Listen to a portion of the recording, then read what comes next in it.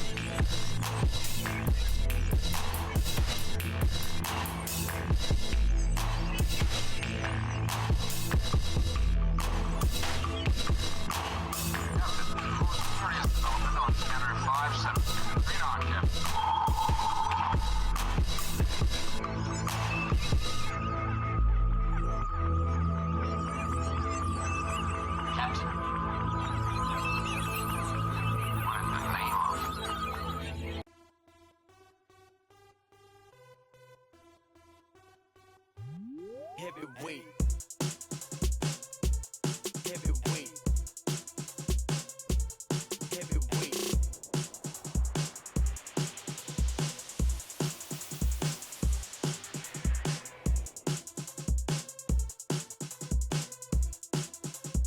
Call me a heavyweight. With a loaded 9, smoking on some Mary J. Hey. With a loaded 9, smoking on some Mary J. Hey. With a loaded 9, smoking on some Mary J. Hey. With a loaded 9, with a loaded 9, with a loaded 9, smoking on some Mary J. Hey. Bitch, I'm on the grind, I hustle every day.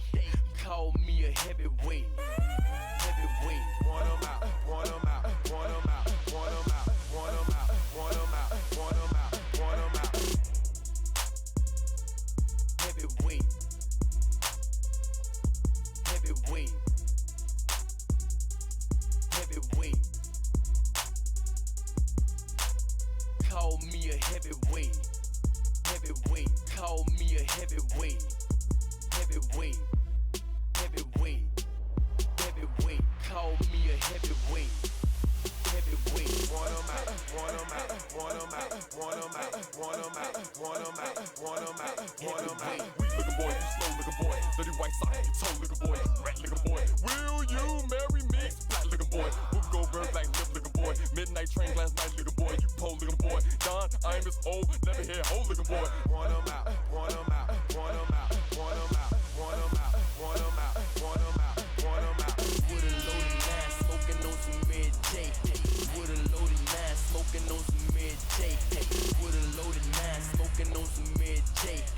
With a loaded 9, with a loaded 9, with a loaded 9, smoking on some Mary J. Bitch, I'm on the grind, I hustle every day. Call me a heavyweight. Heavyweight. Heavyweight. Call me a heavyweight.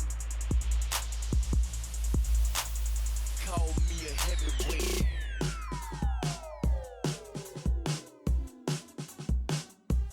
Heavyweight. Heavyweight. Heavyweight.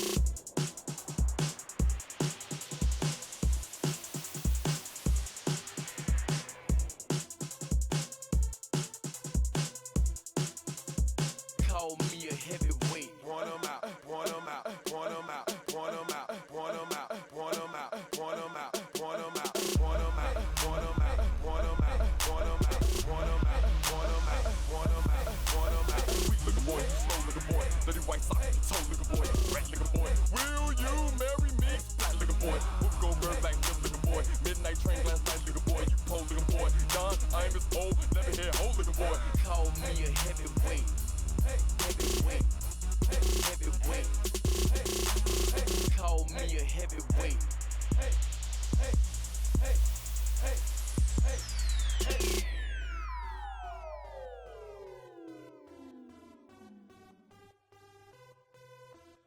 heavyweight, heavyweight. Call me a heavyweight.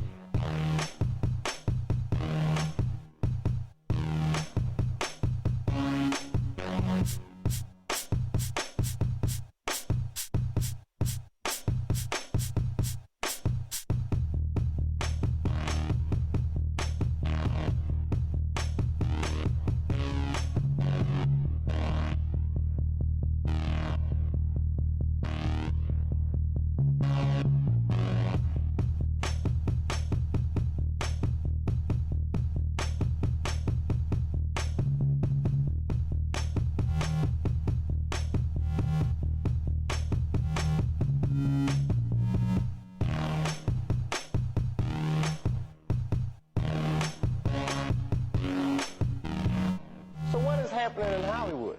Nobody knows. The worst thing to call somebody is crazy, is dismissive. I don't understand this person, so they're crazy. That's bullshit. These people are not crazy, they're strong people. Maybe the environment is a little sick.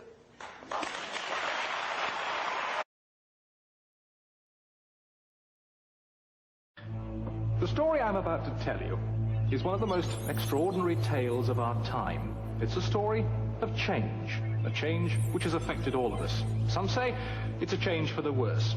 Others find it a change that is very exciting.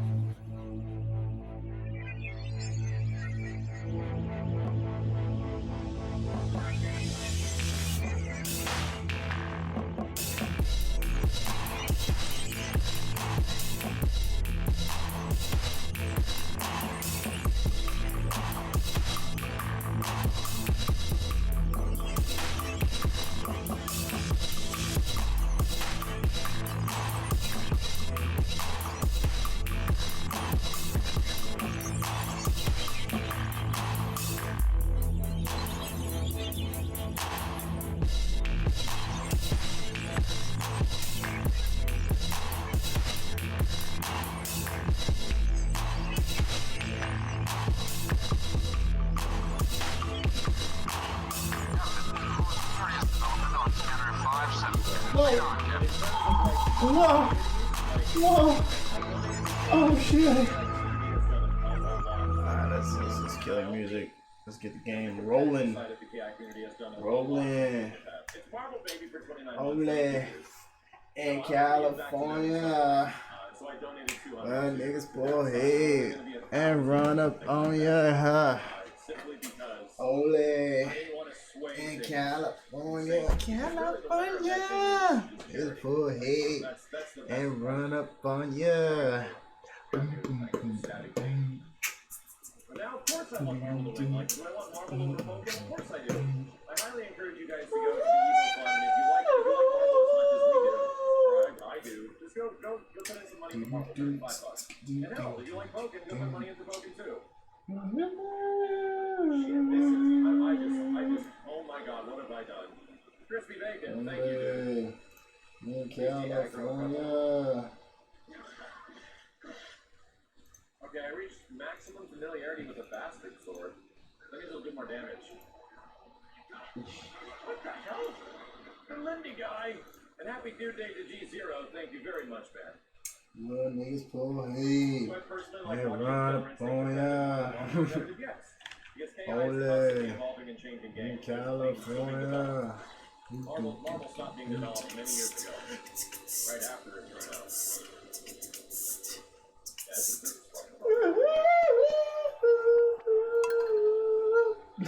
if one of the mods can possibly make the evil cherry, that'd be great. I highly encourage you guys to do so because it goes for cherry. There's a box in there that I really want. Yo, Krabby! Oh no. Hold up, cuz. Ow.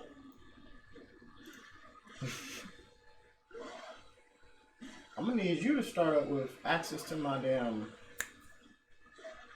Okay. What's the problem, boys? What's the problem, boys? I'm crushed. I'm crushed. All right. Oh, yeah. I thought I was gonna have to. Ooh.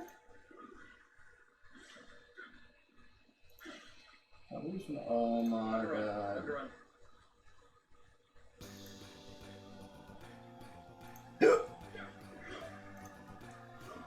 I just teleported up the damn stairs. That's one down.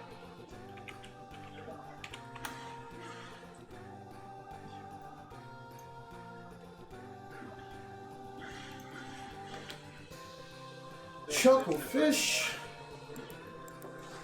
Let's get in.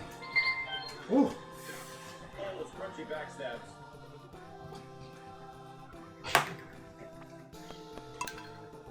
You know, we gotta turn it a little bit. Buddy, I don't have anything to crush your guard right now, so this is really you're just prolonging the inevitable here. I mean, if you had an axe though, you had a great axe though. Those heavy weapons though. Your greaves and gauntlets. Okay, that's good. I needed that. I'm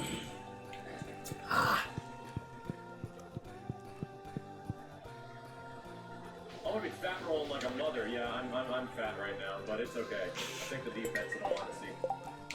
Okay, there was a chest I really wanted. I just so happen to have a leak. I got you, mama. I got you, mama. There it is. Oh, I still can't. Yeah, we talking rare greaves here? We're talking the rarest of greaves?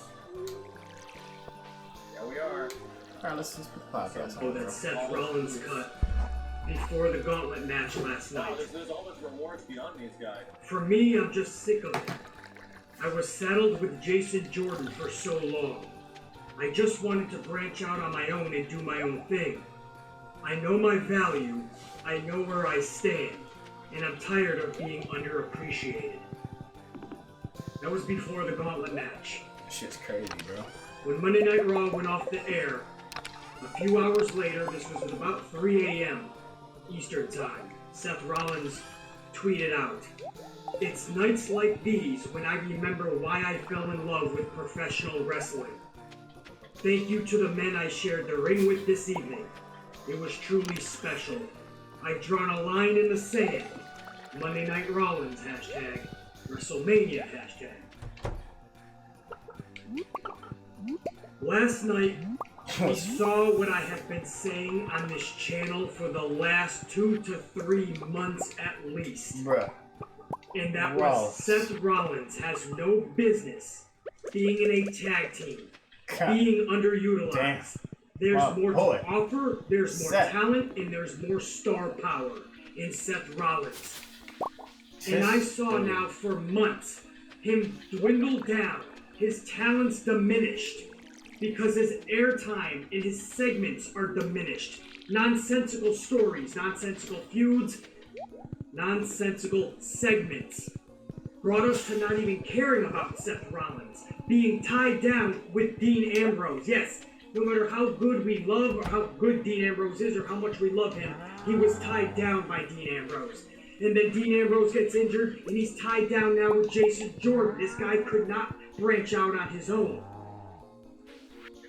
And every single week on Raw, we would see Seth Rollins taking on Sheamus and Cesaro in some form or facet, and it became redundant, and it became beyond boring.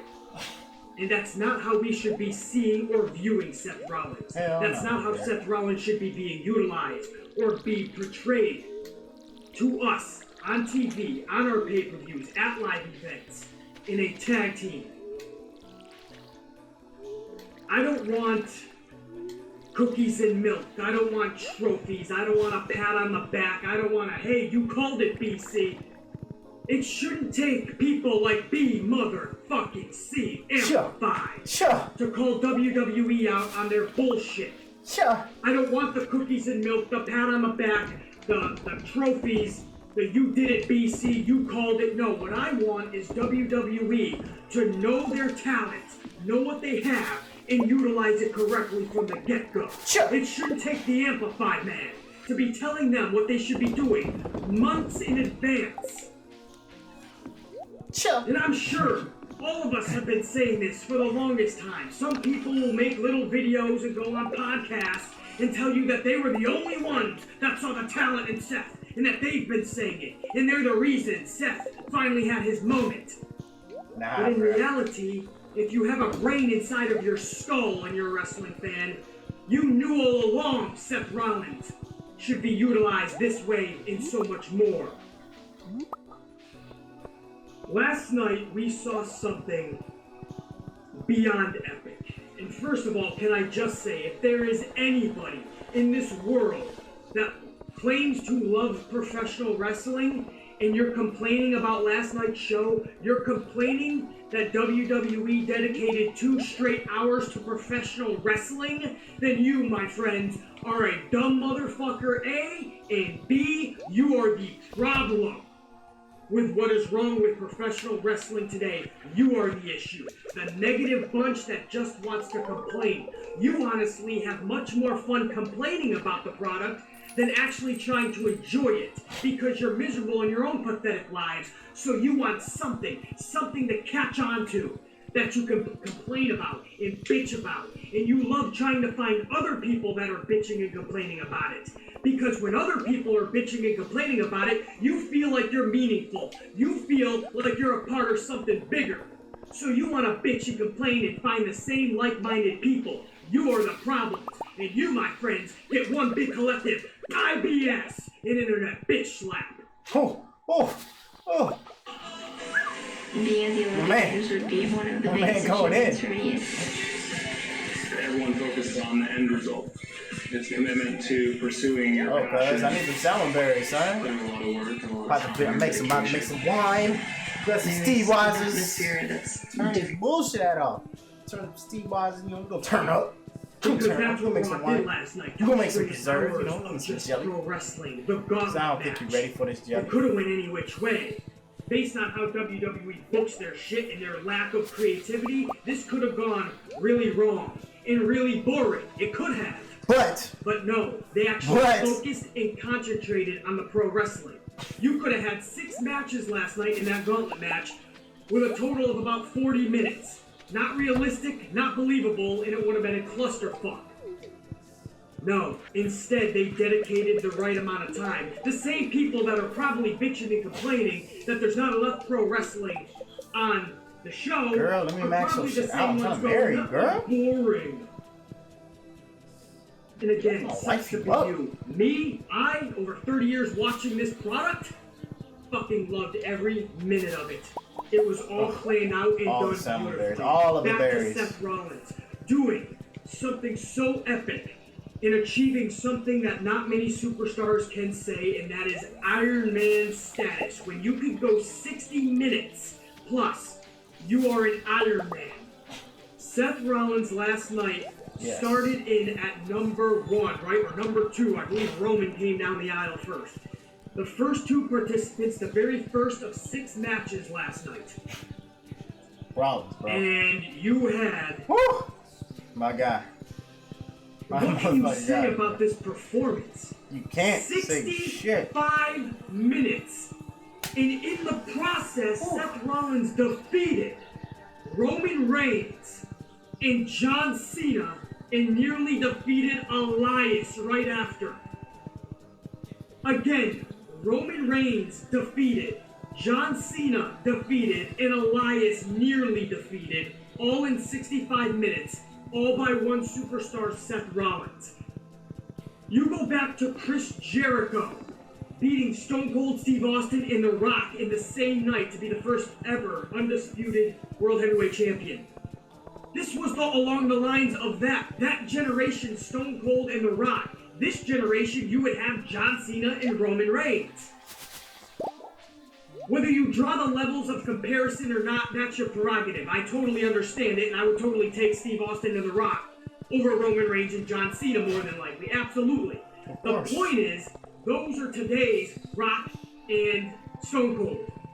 And what Rollins did last night, fucking mind-blowing. 65 minutes.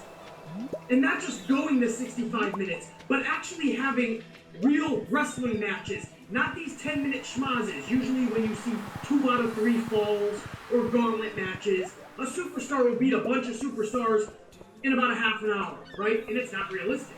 Because you look at a 2 out of 3 falls and you would say, okay, realistically this would go in at least an hour. But no, it's 20 minutes, 25 minutes because of TV time, right? Restraints.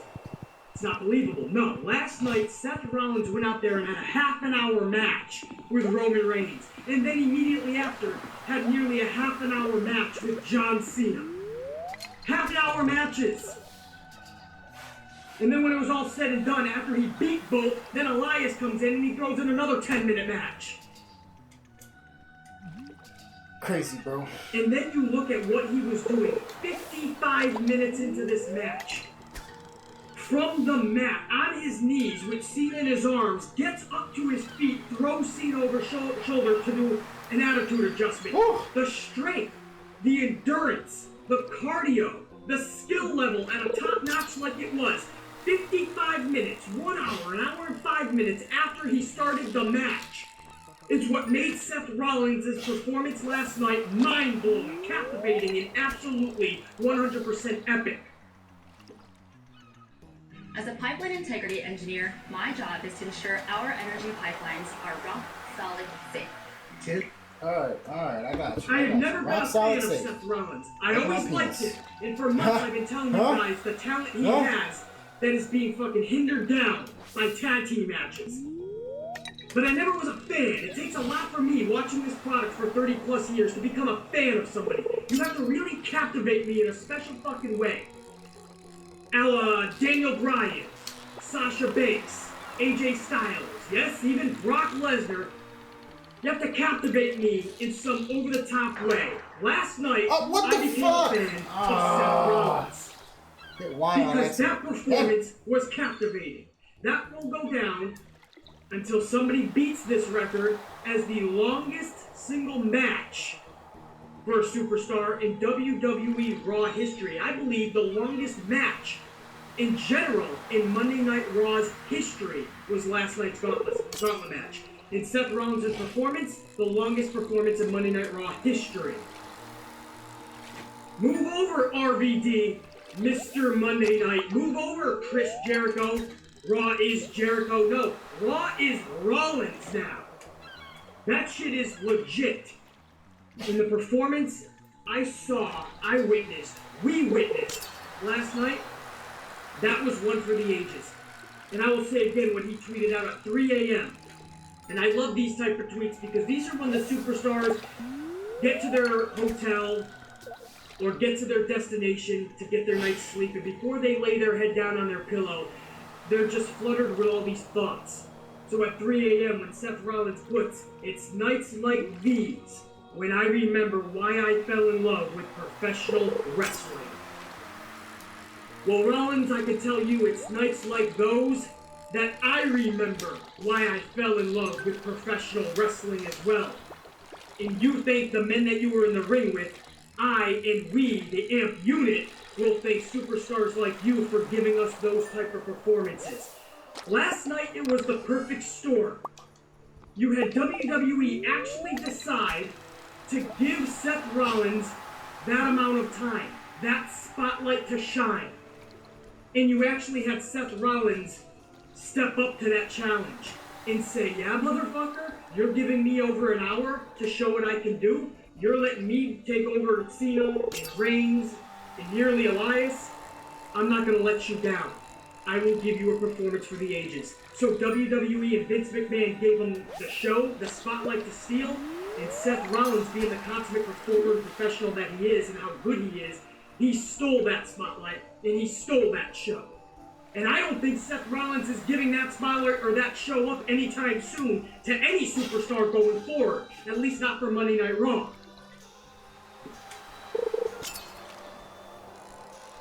I could go on and on about how proud I am of Seth Rollins, about how proud I am of that performance last night. But I think it's best left exactly where I'm leaving it right now. What we saw last night was absolutely at the highest of epic proportions when it comes to pro wrestling. Nobody in the world should be complaining about that gauntlet match if you're a pro wrestling fan. If they are, if you guys know anybody that's complaining this morning about a pro wrestling match like we saw last night, that gauntlet match, that was filled with a lot of entertainment, side stories, in the utmost awesome professional wrestling, especially by one superstar who just grabbed his own spotlight, Seth Rollins. If you guys know anybody complaining about that, then my best advice for you, distance yourself from that person because they're toxic. That person is not truly a pro wrestling fan. All they are is a negative dumb fuck who just wants to latch on to other negative like-minded people, and if they're not negative, they're going to try to make them negative or make them see their point of view because misery loves company. And they just want to bitch. They just want to complain. They just want to be negative because their own life is all of those things. There's no way any real professional wrestling fan can look at that gauntlet match and not be proud as fuck to be a pro wrestling fan, to love what they do in that ring. Because that was fucking awesome! Comes to getting the best services for your home, it's important to have all the facts. Myth. All TV providers are the same. So proud of Rollins last night. Just a rundown, if you guys forgot the order or didn't actually see it match for match, what happened last night in the gauntlet match. It started off with Roman Reigns, Seth Rollins. Seth Rollins defeated Roman Reigns. John Cena then comes out. Seth Rollins goes another half an hour with John Cena. Seth Rollins defeats John Cena as well. Two mega superstars, the top of their game. John Cena, Roman Reigns, defeated by Seth Rollins. Seth Rollins then goes on to participant number 4. This was Elias. Seth Rollins goes another 10 minutes, up to the hour and 5-minute mark with Elias. When it was all said and done, he was at an hour and 5 minutes when Elias finally defeated Seth Rollins, ending Seth Rollins' epic performance and epic night. Elias then goes on to take on Finn Balor. Balor actually takes out Elias. Then this brings in the 6th participant, which was The Miz. The Miz takes out Finn Balor. The 7th participant comes out, and that's Braun Strowman. And obviously, Braun Strowman takes out The Miz. I hope you guys were keeping score at home and kept up. Braun Strowman is your ultimate gauntlet match winner. BC, do you have a problem with the way anything was formatted last night? Absolutely not, guys. Seth Rollins proved himself last night more than any of us could have imagined. So you had that breakout star performance from a star who many say should have been helping carrying this company the last 2 to 3 years. So you had that side story. You also, in the process, made Elias, The Miz, and Finn Balor look relevant. And when it was all said and done, Braun Strowman have that ultimate star power. That everything was formatted perfectly, I felt. Brilliantly. I have no issues with the way WWE went about its business. Sure, I would have loved to see Seth Rollins go 2 fucking hours in that match. Beggars can't be choosers, and maybe that's asking a lot. Maybe way too much. Maybe not. Maybe Rollins could easily go 2 fucking hours. Maybe not easily. Maybe Rollins could, though. Who knows? But the hour and 5 minutes, I'll gladly take that. And you also don't want to start fucking brushing Elias to the side, brushing Finn Balor to the side, brushing The Miz to the side. No, you want them to be relevant. So I'm okay with their wins. And of course, Braun Strowman, after the match, that was just 5 more minutes of fun. Braun Strowman taking out The Miz again, taking out The Miz Taraj, Bo Dallas, Curtis Axel. And then he goes up to the ramp, he talks to Charlie Caruso. And he had a great promo to Brock Lesnar. And talking about how Brock's gonna get these hands, and I'm not finished with you. And there was an extra bass in his voice. And Braun was Braun last night. And then after the promo, he looks at Charlie, didn't even look at Charlie, he's just standing at the ring during the whole promo, talking about Brock, but looking toward the ring at the Miztourage. And at the end of the promo, he says, now if you excuse me, Charlie, I got unfinished business to take care of. And he goes back to the ring, and he fucks up the Miztourage some more. The Miz tries to run away up the rampway, Braun being the fastest guy in the world, I'm seriously... I am convinced that Braun Strowman, with his fucking size, move over Usain Bolt and all the other Olympians. I think Braun Strowman's the fastest motherfucker in the planet. This guy's like a fucking cheetah. So he goes to the back, the camera's just on the rampway, and we see the Miz get catapulted back through the fucking entranceway. Braun comes back, takes Miz back to the ring, another fucking power slam. Braun is just destroying humans. So not only do we see an epic performance, hour and 5 minutes from Seth Rollins, we see other utilized superstars used correctly. Just a really good gauntlet match in all. But then afterwards, we get an abundance of fun with Braun Strowman beating the fuck out of everybody. Again, this was just 2 hours of an unusual Raw format that actually fell together in place in a beautiful way. Raw doesn't usually go about its business this way. And it was kind of, you can't do this all the time, definitely not, that would get played out. But the way they formatted the whole show last night, the first 2 hours, original. That was fucking good, man. It's something we don't see often. And again, entertaining as fuck, man. You had the pure wrestling, all those 2 fucking hours of pure wrestling, and then after the match, a lot of fun with Braun causing havoc. You had the best of both worlds. You had the utmost in pro wrestling, and then you had the utmost in entertainment and fun after the match. Again, fucking, if you're an actual pro wrestling fan, you are just, your heart's filled with fucking joy this morning, man, because that was awesome. That was really good shit. And then you went on to the third hour. This was dedicated mostly to the women, and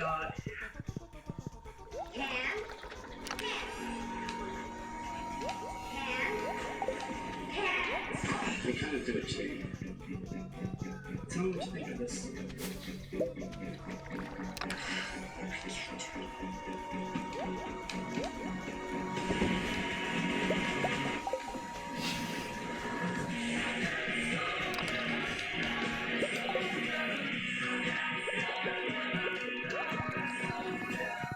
All right.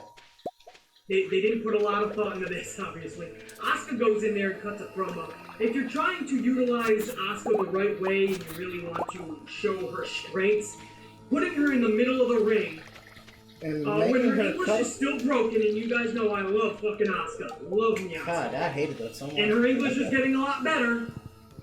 But putting her in the middle of the ring to do a fucking Q&A basically for 3 minutes is probably not the best way to use Asuka. No. So, I mean, I'm literally trying to hang on every word she's trying to say. It's just not the way to utilize her yet. If you want her in the middle of the ring doing promos, wait another 6 months to a year, let her English really get defined, then put her in there. Because the fans were lost from the beginning and they were starting the what chanter. You don't want fans what chanting Asuka, your beast. Not good, man. You don't book her that way. You gotta use her correctly. So we had to wait 2 or 3 minutes, and then finally Nia Jax comes in to make the save, which was actually beating up Asuka. But I say save because Asuka was drowning in the middle of that ring, man. Nobody was throwing her a parachute or a life vest.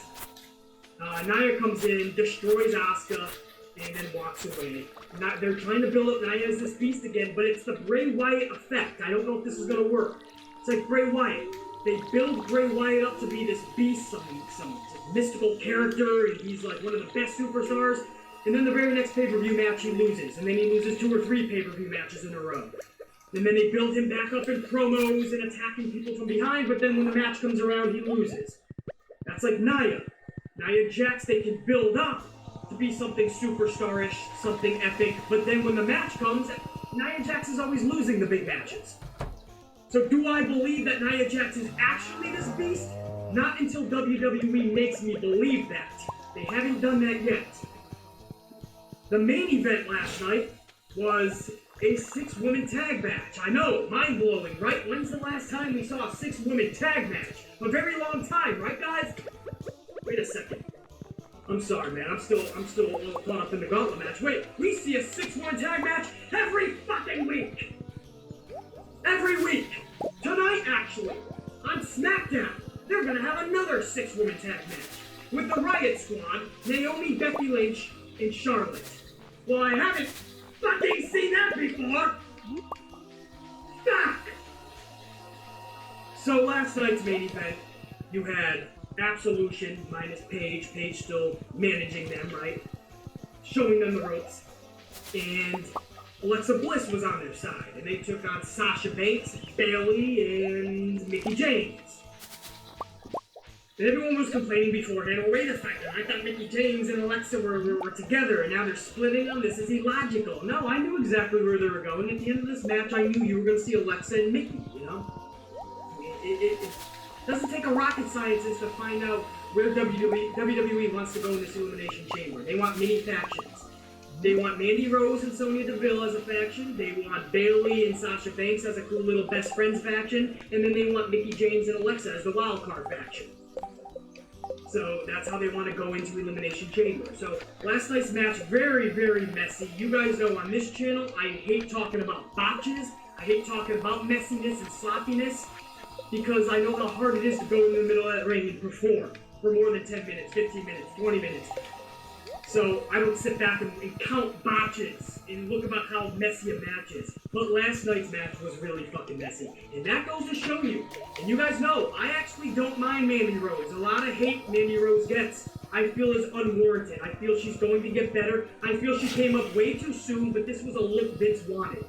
Vince wanted to fill that void of like the Eva Marie type character, and Mandy Rose fills that. Mandy Rose can actually wrestle better than Eva Marie anyway, so it's a better fit than you would have gotten with Eva Marie at least. But yes, she got called up way too soon. She's green as fuck and she's not ready. I agree. When I say I don't mind Mandy or I think you could see good things from her in the future, I don't mean right now. There's no way in the world she should be in an Elimination Chamber match. We saw how messy she put on a Raw match last night, so I agree. Yeah, but I am glad they had that match last night so they can work out these kinks now before Elimination Chamber. Yes. So Vince and the honchos and even her peers can pull Mandy aside last night and in the week coming and try to help her. Fill her in on what she's missing and what she needs to fix. On confidence. You saw lack of confidence in Mandy Rose last night. A lot of the messiness did come from her last night, and when you throw off your fellow superstar and your fellow peers' timing, that fucks the whole matchup. Yeah. So a lot of people are thinking, Mandy can have botches here and there, BC. She's kind of green, she's newer, she'll get the hang of it. She needs to learn on the job. She needs to learn in the ring in big, high-pressure situations. Bullshit, I call. You learn elsewhere. Wasn't that what NXT was all about anyway? Showing the ropes, literally and figuratively. Yep. You don't put them in one of the main events of the Elimination Chamber and say, hey kid, go into the ocean and I hope you can swim. You're going without a life vest. And that's what they're asking Mandy Rose to do. The problem is, if it's just Mandy Rose botching and messy, I can deal with that. But what happens is what we saw last night. They throw off the timing of legit superstars like Sasha fucking Banks and Mickie James. And that's when the whole match, this whole thing goes off the rails. Death Row Chronicles, an epic 3-night event, tonight at 10, only on BET. And everything gets fucked up. That's what was happening last night. If you watch this match like I would, watching this product for over 30 fucking years, I kind of watch it differently, right? And I watch all the mechanisms and their mechanics and how they work and gel off of each other. And last night it kept on getting fucked up. That's going to be a problem in the Elimination Chamber if they do not fix these wrongs and make them right by Sunday. Again, I'm not going to be too harsh, I'm just saying, there was a lot wrong with that match last night. And these are the same participants so hot damn, that are going to have to work well together, gel together this Sunday, inside of a fucking chamber! Oh, man. 10 times more you're going to be asking these females to pull off. And they couldn't even pull out a flawless main event on a Raw. They have to fucking Jody. gel a lot better than they did last night. I was not happy with the performances. Shit, I don't know what Jody The ending, that. I thought was fine. You had Sasha Banks obviously pick up a win. Unfortunately, that means Sasha Banks will not be winning that championship or that match at Elimination Chamber because Vince will not have the person win that match. That's going to win the chamber. That's why Roman Reigns lost very number one in that gauntlet match. Roman Reigns was the first guy eliminated because Roman Reigns will be winning that Elimination Chamber match. Sasha Banks winning that match last night, that's throwing her a little mini bone. Yeah, we'll give you a win, kid, after you just lost to Bayley, fucking Bayley last week, and we're gonna make you lose next week. But we'll make you win, we'll have you win a nonsensical 6-woman tag match. That's not a consolation prize, and WWE better right their ship, right their wrongs, and give Sasha Banks what she deserves, which is championships, main events, and a whole hell of a lot more going forward. Alright, come on. Not wins in 6-woman tag matches. That's not good enough for me, and it's damn sure not good enough for Sasha Banks. So they throw her a mini bone, Sasha wins the match, and then afterwards, Absolution saves face by beating up Sasha Banks and Bayley. So they try to make Absolution look a little bit more fucking dominant. They go to turn on Alexa Bliss, but Mickie James jumps in, and much to Alexa Bliss's surprise, helps out Alexa Bliss. So then it becomes Mickie James and Alexa Bliss taking out Absolution. Raw goes off the air, fading to black, with Mickie James and Alexa Bliss with smiles on their faces. Like maybe they're working together and have something figured out that the rest don't know about. Again, we faded to black. Raw went off the air. That was Monday Night Raw, guys. Different. Original. The formatting. Everything was different. Giving the women the final hour. The first 2 hours dedicated to pure wrestling. Some fun with Braun after the 2-hour wrestling match. The format was all fucking different. And I liked it. Again, you can't do it all the time. It'll get played out, worn out, and maybe boring if you did it 6-7 times, obviously, within a 4-month, 5-month period. But something out of the normal for Raw in dedicating 2 hours to pro wrestling, but also, what do I always tell you guys? You need more than just pro wrestling in a 3-hour show. I say that all the time. You need the fun. You need the entertainment. You need the side stories and the feuds. Well, that gauntlet match had a little bit of everything. That's why I was thoroughly impressed. The third hour, I'm impressed that they gave the women the whole third hour. I love the formatting. I just wish that execution was pulled off a lot better. But, again, beggars can't be choosers. That was a decent go-home show, even a good go-home show to Elimination Chamber. And I can say right now, with full confidence, that I'm a lot more excited about Elimination Chamber 5 days away right now as I speak than I was last week. I didn't know how I felt going into Elimination Chamber as a fan, the enthusiasm, what to expect, but I'll tell you this. Much more enthusiastic, much more excited about Elimination Chamber than I was a week ago when Monday Night Raw went off the air. Last night Raw went off the air and I was need a gate. Alright, let's do this fucking chamber. I'm glad the women had their chance to get it out of their system, work together, gel together one last time, work out your kinks. They need to really work with each other this week going into the chamber. I don't want as messy in the chamber with these women. That was their mulligan I'm going to give them. Sunday, they have to show why they belong there. From Mandy fucking Rose, I don't care how fucking green she is. She's in that spot. She worked her ass off. Now prove to everyone why you should be there, Mandy. If not, then get the fuck out. All the way up to Sasha Banks, who we know why she belongs there, but can't take the night off and rest on her laurels. Sasha needs to prove why she's not only there, but why she is the best of the best. And Bayley and Mickie James, Alexa Bliss, they need to try to knock Sasha Banks off her pedestal and prove why they believe they are the best in that match. Go out there and kick the shit out of each other. Give us one hell of a performance for the ages. Give us something to be talking about. Compete with that guy's Elimination Chamber match. Or give your best. Give your all. Take the risks. Take the chances. Don't be afraid to become a superstar. And speaking of, that's what Seth Rollins did last night. I'm going to end this video exactly how I started it. Seth Rollins, thank you for that performance last night. That was fucking amazing, epic, and one for the ages, man. If people didn't think so before, this morning you have absolutely become a superstar in their eyes, no doubt. And finally, hopefully, WWE treats you as such going forward. SmackDown has AJ fucking Styles, Raw now has Seth Rollins. One day, who knows? Rollins, Styles? Amplified booking for the future, right? I'm the Amplified man, make no mistake about it. Be motherfucking C is cashing the fuck out. Sure. Going on to SmackDown tonight, we'll see what they deliver. They have their own pay-per-view coming out in just a few weeks. That's Fastlane, so they gotta kick it into high gear as well. For now, the Amplified man is gonna get some giant fucking coffees, kick the shit out of Tuesday. Yeah. And I'll check you guys later. Motherfucking later. That's a good ass fucking review, bro. God damn. Cuz. Never noticed how Passion. good spelled with 2 O's. Excitement. You never notice how Toucan Sam should be flying? My man was What's going on, bro? What's going on? Talk to me. Interesting Raw last night. I loved it. Gauntlet is on the tip of everybody's tongue. Did you like it? I love that. A lot of wrestling, good wrestling. You know what? You got to give them a lot of credit. A lot of good wrestling in the ring. Completely different style for the show.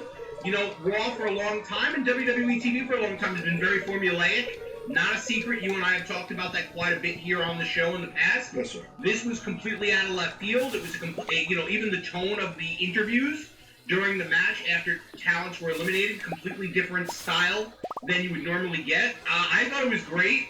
Nice way to build up the sincere importance and seriousness of the Elimination Chamber and what it means for ramifications going into WrestleMania. And it gave everyone involved the chance to really lay it out there in the ring, which sometimes you don't get the chance to do that. And, I mean, how do you not say Seth Rollins is the most impressive wrestler of the week just based on that performance? So he busted his ass last night. He did. He worked really hard. He had seen how long did they go? It was 35 minutes. What's the time? Call that a Broadway side. Close to an hour. That's old school right there, baby. Seth was in there 65 minutes. Yeah, 65 minutes.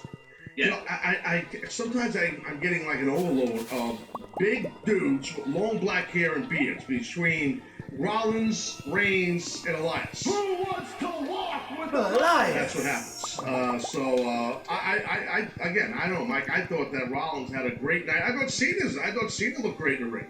Yeah, that first hour of Raw was completely different than any hour they've ever presented in the 25 years of that show. Wow! And you got to applaud it. You got to applaud them for it. They've never You sure it's not an overstatement? Say that sentence one more time. I think that was. I don't remember what I said. I said it was probably one of the most impressive and unique matches in the 25 years of Monday Night Raw. But now I know a lot of people calling it a match because it was so long. But it's. This is Charlie not coughing because he took Dowsum. This is Charlie not coughing while making Zeus. And this is Charlie not coughing while getting really into Nina's party. Nothing lasts longer than Dowsum. Is she really open for a fucking hour? Are you serious right now? A match is two guys or girls or a tag team match where it's not a rotating door changing opponents. Why is this Money in the Bank? Oh, God.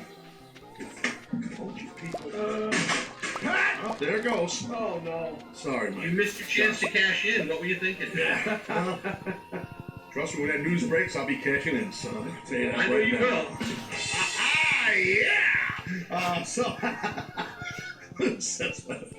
Oh, yeah. Cashing Jones. Continue. But no, I thought it was great. Completely outside of the box for what WWE usually does. Yeah. I don't think they could do it every week, and I'm interested in seeing what the ratings are like, because as you know, usually the longer a wrestling match goes, there is a segment of the audience that turns off. Yes. But this was very unique and very different. I'm curious to see what they do. Yeah, so am I. Regardless of the number of minutes, it's positive or negative, and I don't know who they were competing against. They weren't competing against the NBA, they weren't competing against the Olympics. Big Brother. Yeah, true, celebrity Big Brother. Yeah, right, true, that's true. I T-voted, but I digress. I do think that, well, again, no matter what the number was, Mike, I do think it was great. I thought it was great. I think wrestling purist fans were probably ecstatic with this. I'm sure you got a bunch of people emailed you at PW Insider. Oh, yeah, we were getting emails the whole show. people saying, how long can they go with this? Did Vince McMahon trip on the way into the show? Did Triple H take over? We got all sorts of emails. I think it's going to be one of those episodes that 3, 4, 5 years down the line, people are going to look back on with a lot of fondness because it was so different from the norm of what people expect out of WWE. And I give them credit. You know as well as I do. They could be on autopilot, and they don't have to try new things. Absolutely. The fact they even tried to do something completely unique for that company and with a tone that was very unique from what they usually do, I give them credit. I'm curious to see whether they'll follow up on it in the months to come. I know Seth has a question for you, Mike, but I want to ask you a question because I don't know the answers because I haven't really delved into it. Anybody new on that writing team, on that creative team? Anybody new there, or is it just kind of the same components? Like Ed Koski's still there? Is Ed Koski still there? Ed Koski's still there. It's pretty much the same writing team that I've been aware of. You know, nobody really knew, no real changes unless something happened in the last couple of days that I haven't heard of. I was just wondering. I thought maybe he was. I know it's the same team. It's Ryan Ward and everybody else. It's been there for quite some time. Well, guys, stuff was just. As a fan, it felt like a pay-per-view, which I thought was cool. Yeah. It had more of a pay-per-view feel. The one thing that bothered me was they announced what matches were going to happen after the Gauntlet. And it made me feel like, oh, the Gauntlet's going to end at a certain point in time. I almost would have liked if the Gauntlet took up the whole show. I thought they were going that way. It seemed like it was going to take over the whole show. I mean, they did the Nia Jax attack on Asuka, which they have to do. They got to get some heat. They got to do that. They ended with the 6-man women's, which just felt like a letdown compared to the Gauntlet. No offense to the women, but yeah, as opposed to the show. But Mike, I saw some BS online about potentially Triple H having more input on Raws. Or...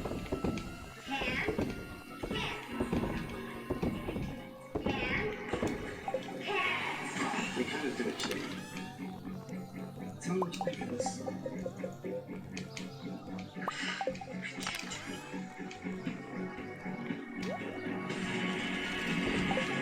Looks like I need to get more wood.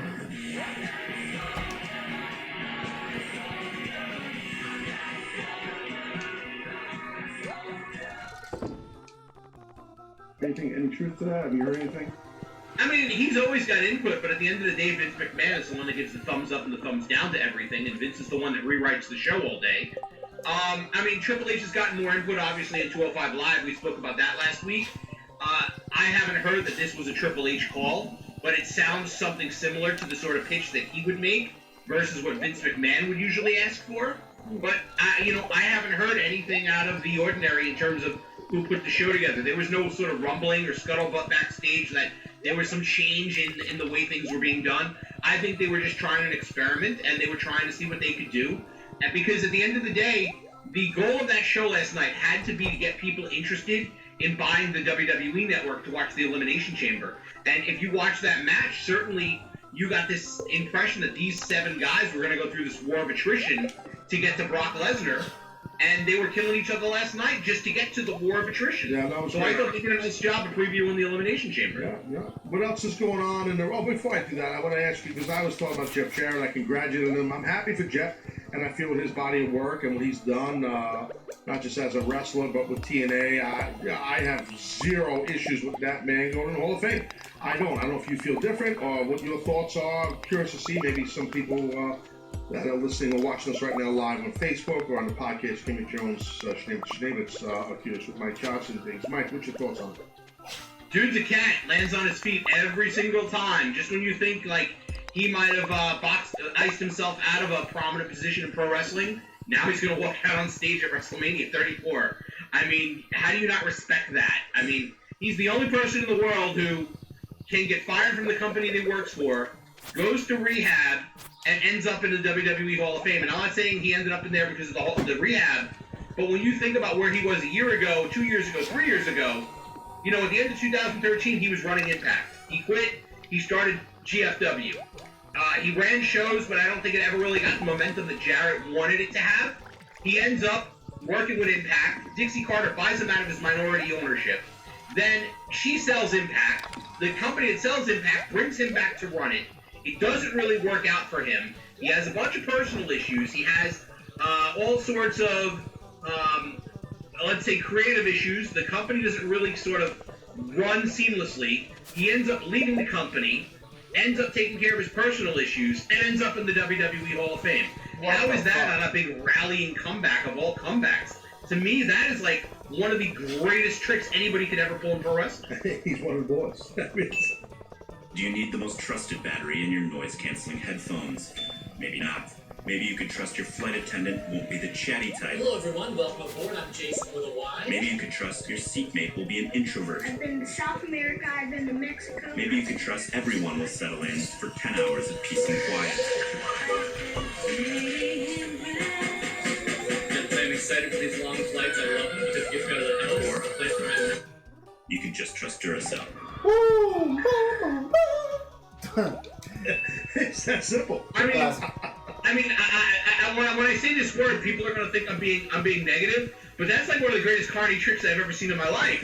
Like he literally went from he started a company because he wasn't going to be part of WWE in the post Monday Night Wars.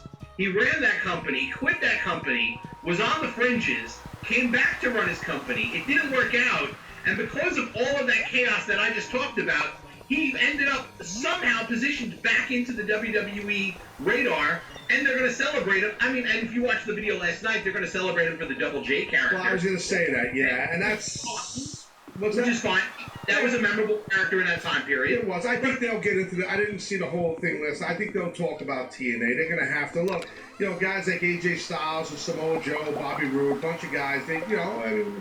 Jeff Jarrett gave those guys, and they flourished, a lot of opportunity, and then that's important. And they mentioned that on the WWE website yesterday without mentioning Impact at all by name. But they said, you know, Jarrett promoted shows that allowed names like AJ Styles and Bobby Roode to have their first real prominent positions. How stupid is that? You know why?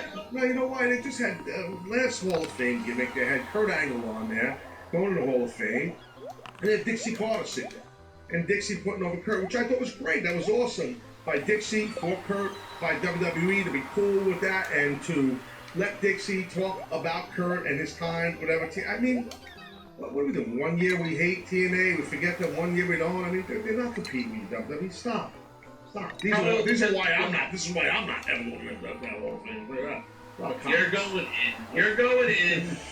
You're going to go in, and then fans are going to walk to access. They're going to walk through. See the gas station attendant costume and the glass case. Everyone's going to remember the good old days of Taz. You got the FTW belt right there, and somewhere sitting there in mothballs and styrofoam, waiting for the WWE archives to come and take it off your hands. We know. Get out of here. Where's the FTW belt, Taz?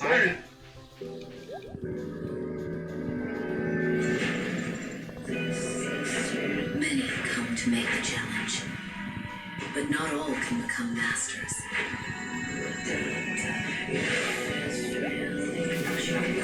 A master must be faster than anyone. Alright. I have the FTW belt. I have it. You're waiting for them to say. I have we want it. to display it. That's why you don't even have it here on the show. I have it. You got it behind lock and key with a security guard. Because one of these bums right here will steal it. No, I have the FTW belt in a safe deposit box in somewhere in New York State. And if I ever were to go to WWE Hall of Fame, I would wear a towel over my head and have the FTW belt over my shoulder. And that's how, otherwise I'm not going in. Now, I'm not going in. Now,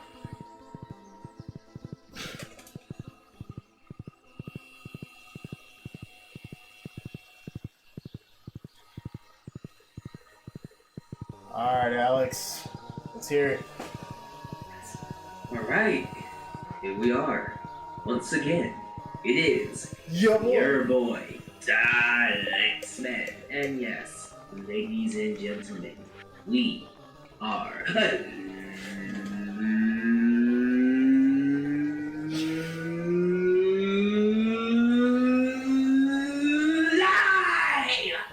here on YouTube. We are here to talk about the WWE Elimination Chamber pay-per-view this Sunday. The big preview and prediction video is finally here. And honestly, what I have to say about the pay-per-view is actually not going to come up until the very end of this video because I have a lot more to talk about than the pay-per-view itself. This might be the only preview and prediction video where the topics I discuss might take up more time than the actual preview. So, let's get right into it so I don't keep you guys waiting. First off, thank you guys for joining me live. I got a big audience here, looking at close to 100 viewers, and I like that. Thank you so much. So hopefully, as we get into this podcast, maybe, just maybe, I'll find the strength to care about the Elimination Chamber pay-per-view. Because honestly, after tonight's Raw episode, after we saw that, I'll say it, great gauntlet match, I really don't want to see this upcoming Chamber match, honestly. Because there's a side of me that believes, yeah, that's not topping this Raw match. What Raw match am I talking about? Those of you who have no idea what your Boy X-Man is referencing, on tonight's episode of Raw, WWE had this bright idea to do a 6-man gauntlet match, which included all 7 men gauntlet match, which included all 7 members of the Elimination Chamber match. At first it was Roman Reigns and Seth Rollins, and as time went by, you would get John Cena, Finn Balor, The Miz, Braun Strowman, Elias. Who wants to walk with Elias? And just to give my quick thoughts on it, the match was amazing. I loved it. That was great from top to bottom. It was fresh. First off, it's not something we see on Raw a lot. We kick it off with Roman Reigns and Seth Rollins, and the whole match went 2 freaking hours. This is one of those instances where I wish Raw was 2 hours, because this would have been a great thing to have for one episode. Just a straight up gauntlet match, including the main event, and nothing else. Quite frankly, that's what it should have been. It should have been the gauntlet match, and everything else should have just not happened. But guess what? We had to raw it up like WWE likes to raw things up. So the last hour of Raw sucked. We're not going to talk about it. The Raw gauntlet match, though, amazing. I thought it was wonderful. I thought all 7 men looked great.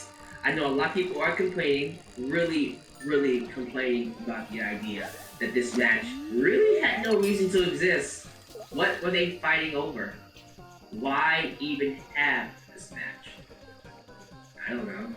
I don't know what they were fighting over. I just love the match. Quite frankly, I wish they were fighting over the Universal Championship.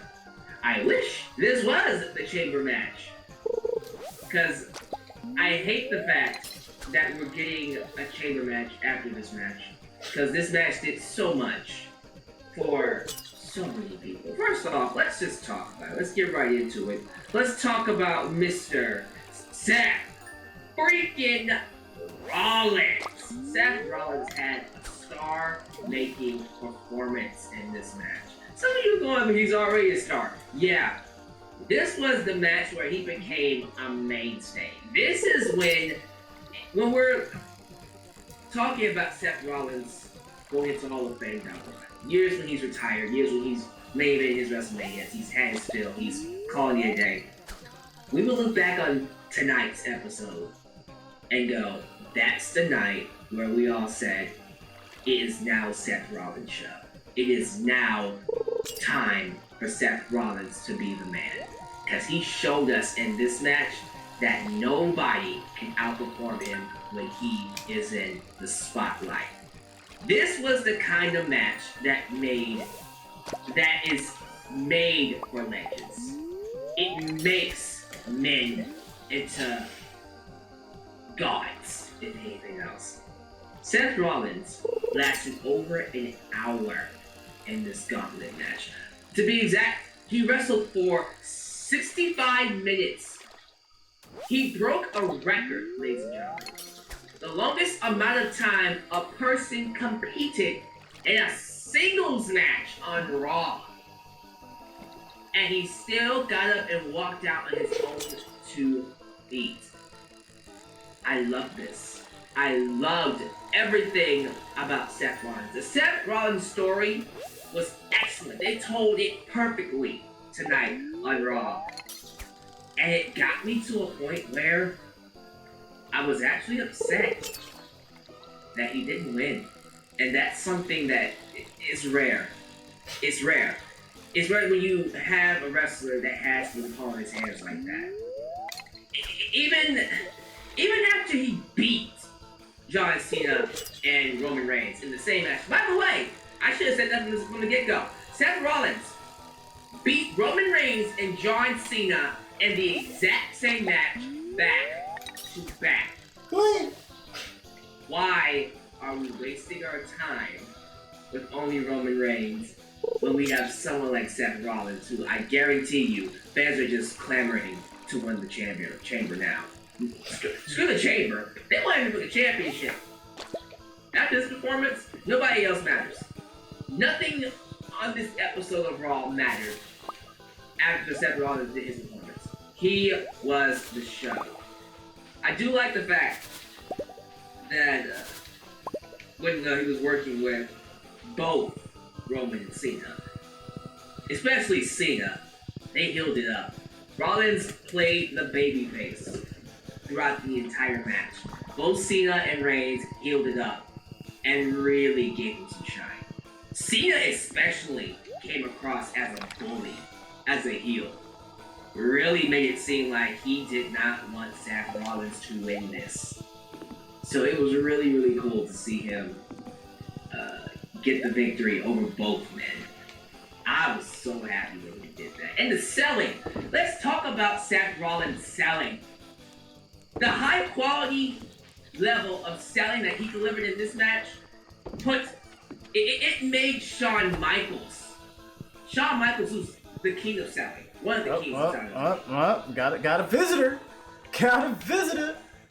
What's going on? What's Card Magician 209? Welcome to the Retro Gaming Dojo, my man. Thank you for the view. How you doing today?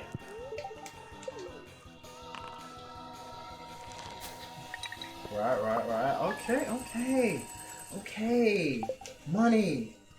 Yes.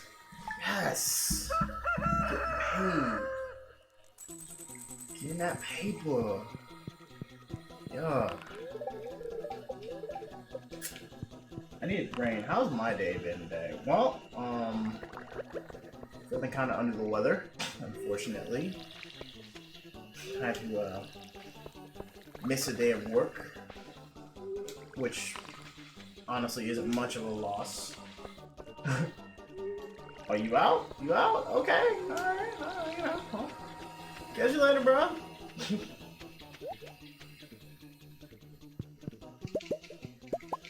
Well, that was sudden. Wasn't expecting that. Wow. Hi, how was your day? Alright, I'm out.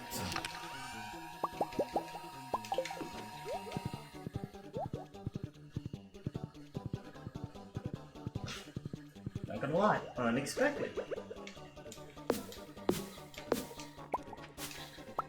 Huh. Well, I hope the rest of you are doing well that are sitting here chilling, hanging out. I did not see how many vegetables I had in there.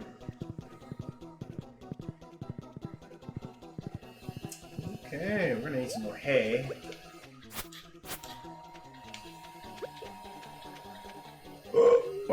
No, excuse me, man. Get some more ramen later.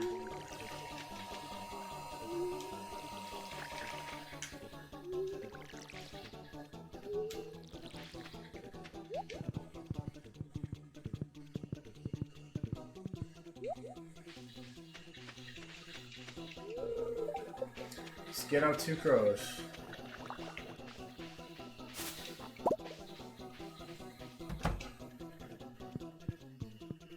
Hello, my babies. Alright, let's go grab a milk pill real quick. Yes, sir.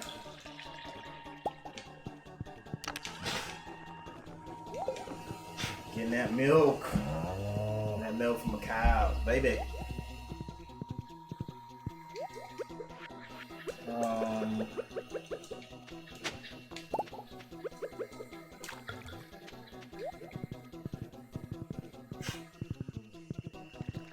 still trying to get a special sword I want to get, that you can only get from fishing. Trying to pick that up right about now.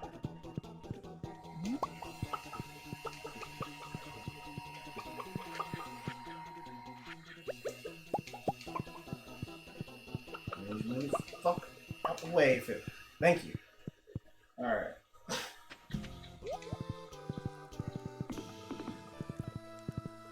Money isn't good, man. I need to build something, I feel like. Unpolished rice juice.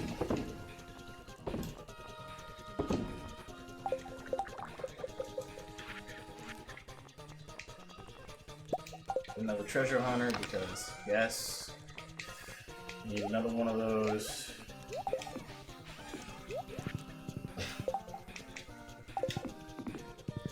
Buy some bait. Coal away, put that milk in the fridge when I'm done for the day. Oh shit, forgot.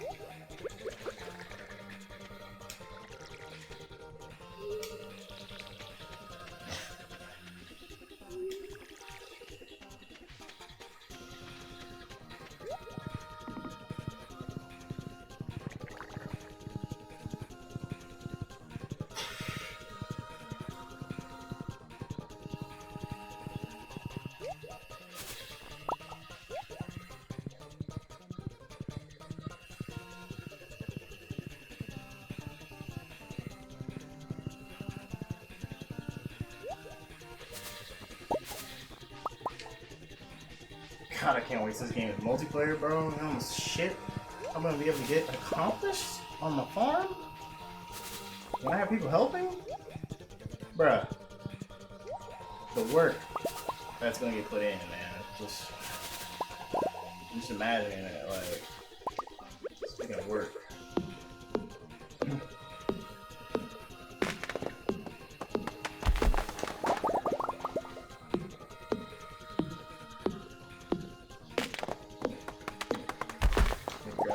While we're out here foraging.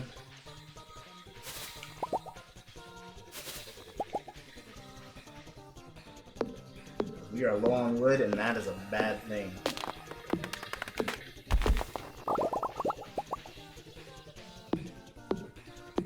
Alright, let's put the podcast back on.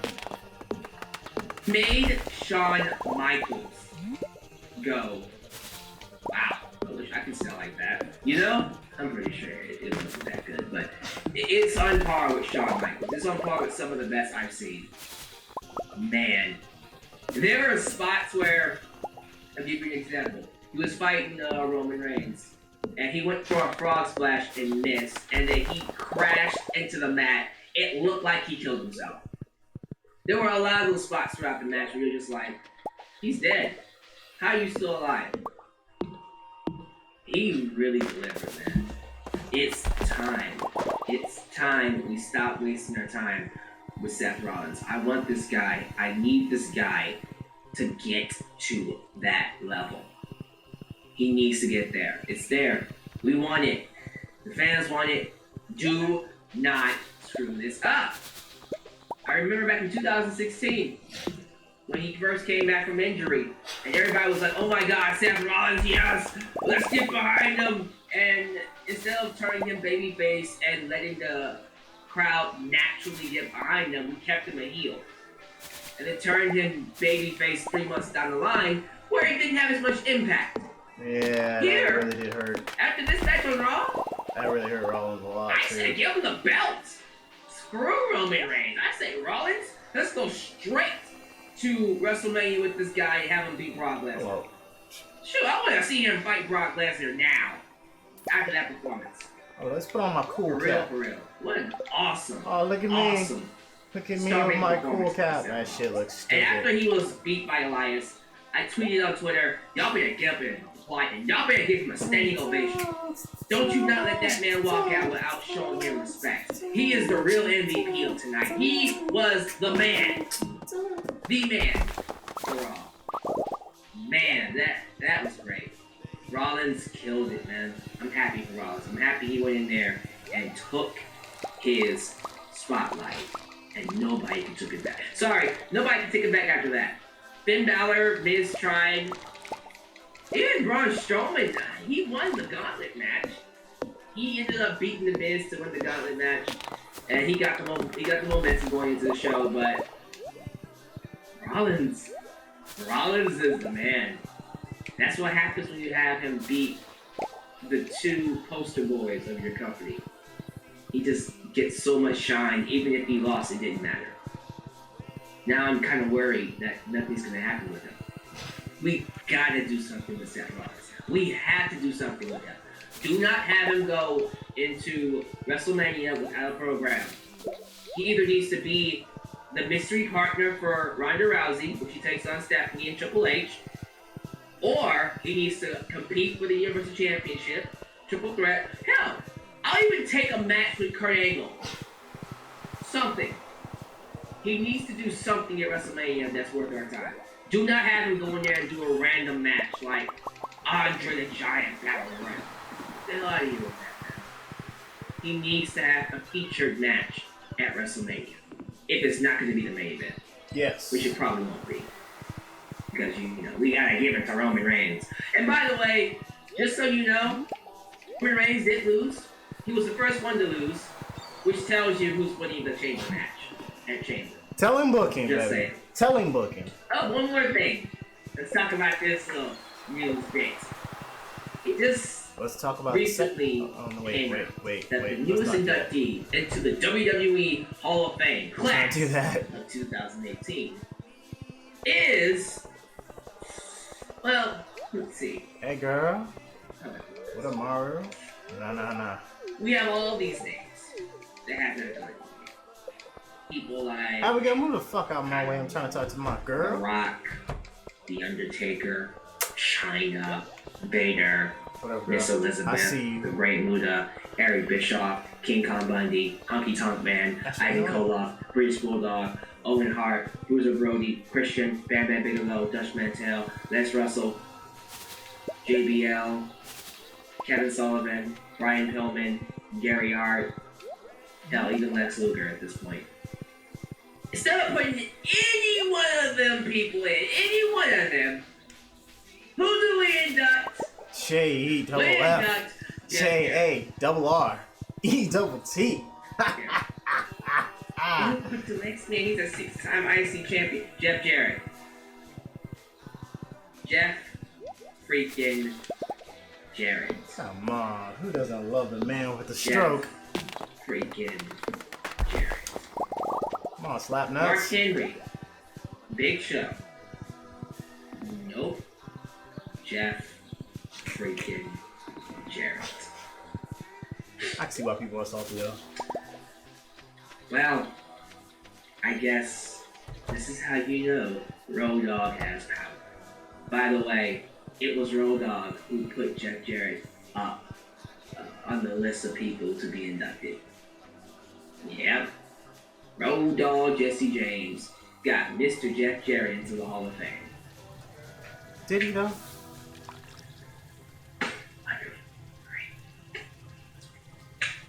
You know what? I'm not going to do a assume Jeff Jarrett position! I'm not going to do it. Fucking Jeff! Ah! It's your essential thing. I just say, go watch his stuff. I'm pretty sure he's going to do a series of videos. Who needs the hell out of this? I just think it's kind of ridiculous that all these legends we could put in, we decided to put in Jeff Jarrett. Jeff Jarrett. Yeah, the quality of this year's Hall of Fame class just took a big nosedive. And look, I like Goldberg. I like Ivory. And I like the Dudleys. But Jeff Jarrett, you're all going in at the same time with Jeff freaking Jarrett. I have nothing else to say about that. Let's get to the chamber. Let's talk about pay-per-view. So, let's go ahead and get into this. Let's discuss the Elimination Chamber pay-per-view. Is it worth your time? Is this a show you need to watch? So first off, As of right now, we only have 5 matches. Originally, before Raw even happened, it was 3. 3 matches. Women's Chamber, Men's Chamber, Asuka versus Nia Jax. They literally just added Woken Matt Hardy versus Bray Wyatt. And then the unannounced, but will probably be As a pipeline integrity engineer, my job is to ensure our energy pipelines are rock, solid, safe. Tens of thousands of energy industry workers. Raw tag team title match. Bar versus Titus Worldwide. Because Titus Worldwide pinned LeVar. Whoa, why? So they'll probably get a tag team title match. Oh, there goes Fish. There we go. There we go. Yeah. The only thing He's some good, man. The only thing left really is Ronda Dude, that Rousey's looks contract badass. signing. Which, yes, I will go into detail about that and what I think will happen, and of course go through the whole shebang, go through each match, That looks badass. predict who I think will win, and will it be good? You know how this works. I just feel There we like, go. again, the Chamber, Please give me something. Come on. both of them, Come on, both give me Chamber what? matches Oh, shit. are Oh, okay. so predictable. And the outcomes are outcomes we do not care about. It just really takes away from the matches. And let me just say this. A match being predictable is not bad. It's the fact that it's predictable and it's an outcome we don't want to happen. So if I can predict this outcome will happen way before it happens, Give me what I it's an want. outcome I don't care about and don't want to Give see. me what I want. That's what that does to your show. And the match makes it less interesting. So, I don't know what's going to happen with Chamber. I have no idea how this will play out. This I do. I kind of already know. We know how this is playing. Give me what I want. But, again, we don't know what WWE will do. We really don't. They could change their mind at the last second and have someone else from the Chamber match, which would be nice. But if they don't, which they won't, by the way, if they don't, I won't be surprised. But let's get into it. Let's start off with Ronda. Let's get right into it with Ronda Rousey. And apparently, Apollo Crews is now just Apollo. They got rid of Crews. Why? Why? Why? Whatever. Ronda Rousey is officially signing her WWE contract at Elimination Chamber. It will be an interview conducted by Renee Young, maybe, probably Kurt Angle. I'm gonna assume Renee Young, Kurt Angle is in the ring to lead the interview. They're gonna ask Ronda Rousey some questions, and there's gonna be some shenanigans with Stephanie, I guarantee you, and they will watch WrestleMania. So, first off, I'm very interested to see how the crowd will react to Ronda at the pay-per-view. Because the last time her name was brought up, she got booed. Is that a one-time deal? Or will she actually get respect this upcoming Sunday in Las Vegas? She should. She should get a big pop from the Las Vegas crowd. They better give her a pop. They better not give her a hard time. I don't understand why people are booing Ronda. I just don't get that, because, again, it's a mainstream star who wants to be a wrestler, who wants to go through the ropes, who wants to earn the respect of the boys and girls in that locker room. She's not just going in and, getting paid the millions just to take the spotlight and not learn. No, she wants to be a wrestler. So why are we giving her a hard time? Is she going to be good in her first match? I've said this before, many times. Probably not. Ronda's first promo and first matches will probably not be that good, but that's expected because she just got here. We need to let her make that transition. We need to give her some leeway here, okay? Ronda's not going to be amazing right off the bat. Don't expect that. If she is, awesome. But that's not expected. She just got here. So, I don't understand why people would boo her. You can if you want to. I just think the best thing that could happen for these women is to have a Ronda Rousey in the division. So I'm looking forward to seeing what she does as a women's wrestler. in terms of what will happen on Sunday, you already know what's getting ready to happen. Ronda's gonna come out. I'm gonna ask you a few questions. I'm going to WrestleMania. She's gonna do pointing round the Rousey. Just point and point and point. Over here, WrestleMania. In the middle of every sentence. I'm going to WrestleMania and fight. Not even Stephanie. It's Steph.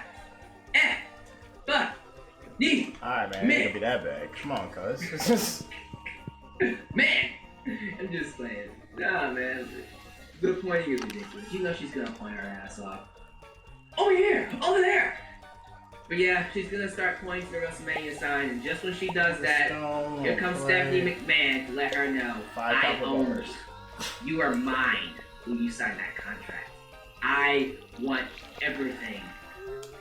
All your merchandise, your name, I want you to be my bitch. That's what Stephanie's gonna say to her. And then Ronda is gonna reel back that right hand and then pop here with the left hand. And Stephanie's gonna go, oh my god, you hit me, I bet you hit me. And then all of a sudden, we're off to WrestleMania. Probably a tag match. Stephanie Triple H versus Ronda Rousey, and if I had it my way, it'd be The Rock. I would love for it to be The Rock, but it probably won't be because of his contract with Hollywood. So more than likely, Braun Strowman or Kurt Angle or Seth Rollins. So Rock, Strowman, Angle, or Rollins. I'm cool with either cuz. or of Got the those. mushroom trees. All I want to see is Ronda Rousey destroying Stephanie. So we get a taste of that. Go to the left. Son of a bitch. We get a taste of that at the Elimination Chamber. Hopefully. Hopefully we will. So that is all I got to say. What else they do is what else they do. Who knows?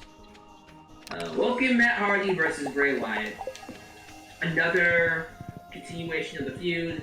So Bray Wyatt won their first match. Matt Hardy will probably win this match.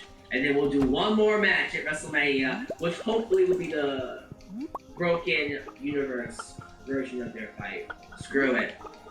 Why not? I say, if we're gonna go all the way with this Woken, Broken Matt Hardy gimmick, why not debut the Woken, Broken Universe at WrestleMania? Go all the way with it. Go balls out. Broken Universe versus Bray Wyatt. I'm there. Let's see what they do. Might as well make this WrestleMania high by doing the first ever Broken Universe match in WWE at WrestleMania.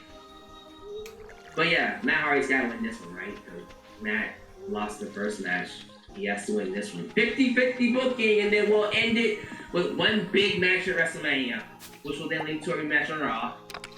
Because that's WWE. But yeah, Matt's gonna win this one.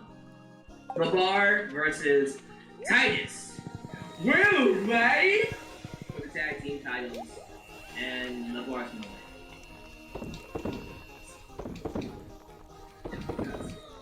Honestly, you know what?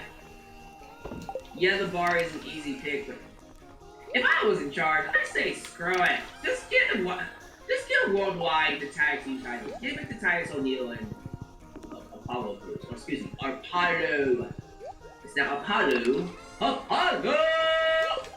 Is it Titus and Apollo?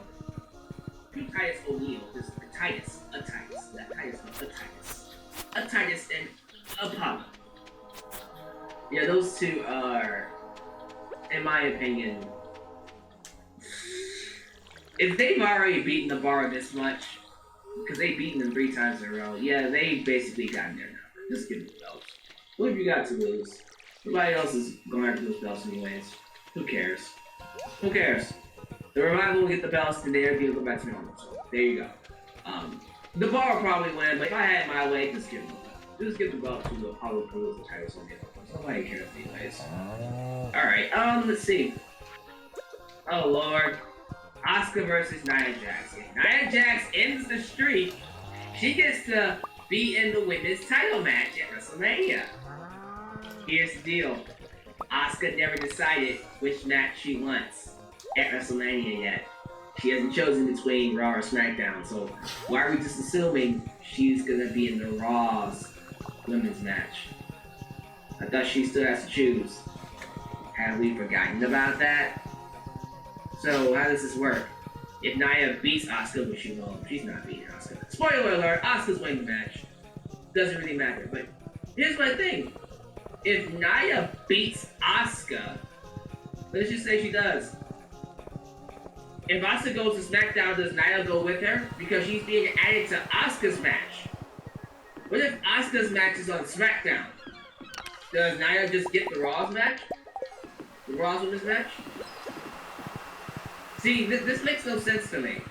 Because right now, you're basically killing the storyline with her choosing Raw or SmackDown. Or, if she chooses Raw, it's like, okay, we already knew that because you already told us. Or if she goes to SmackDown, you're like, well, why did you do the match? What was the point of the match?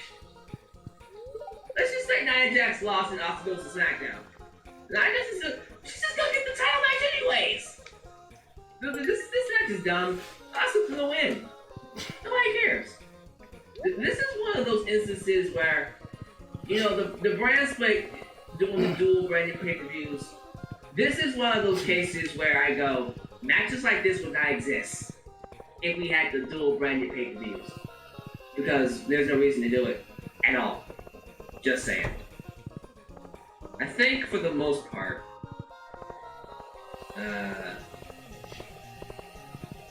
I'm reading the live chat here. Someone just told me, you know she's ending the streak, it's Vinnie Mac. Nah, Nia Jax isn't ending the streak. She ain't ending the streak on a random pay-per-view like Chamber. That makes no sense at all. Yeah, I don't see that happening at all. Sorry, buddy. But yeah, that's easy. Alright, that's all the matches right now on the undercard. That's not what you care about. You're here to hear me talk about the Chamber matches. So let's get into it. Women's Elimination Chamber. The first ever Women's Elimination Chamber match is for the Raw Women's Championship. Alexa Bliss defends her belt against James, Bayley, Sasha Banks, Sonya Deville, and Mandy Rose. Do I think this match will be good? Fuck. Honestly, I have no idea. I This forgot is to like grab a my rare copper. match. I said going into it, I have no idea if this will be good. I hope it is. And overall, the match was passable, decent. I thought they went in there, they did the best they could. Nostalgia was great.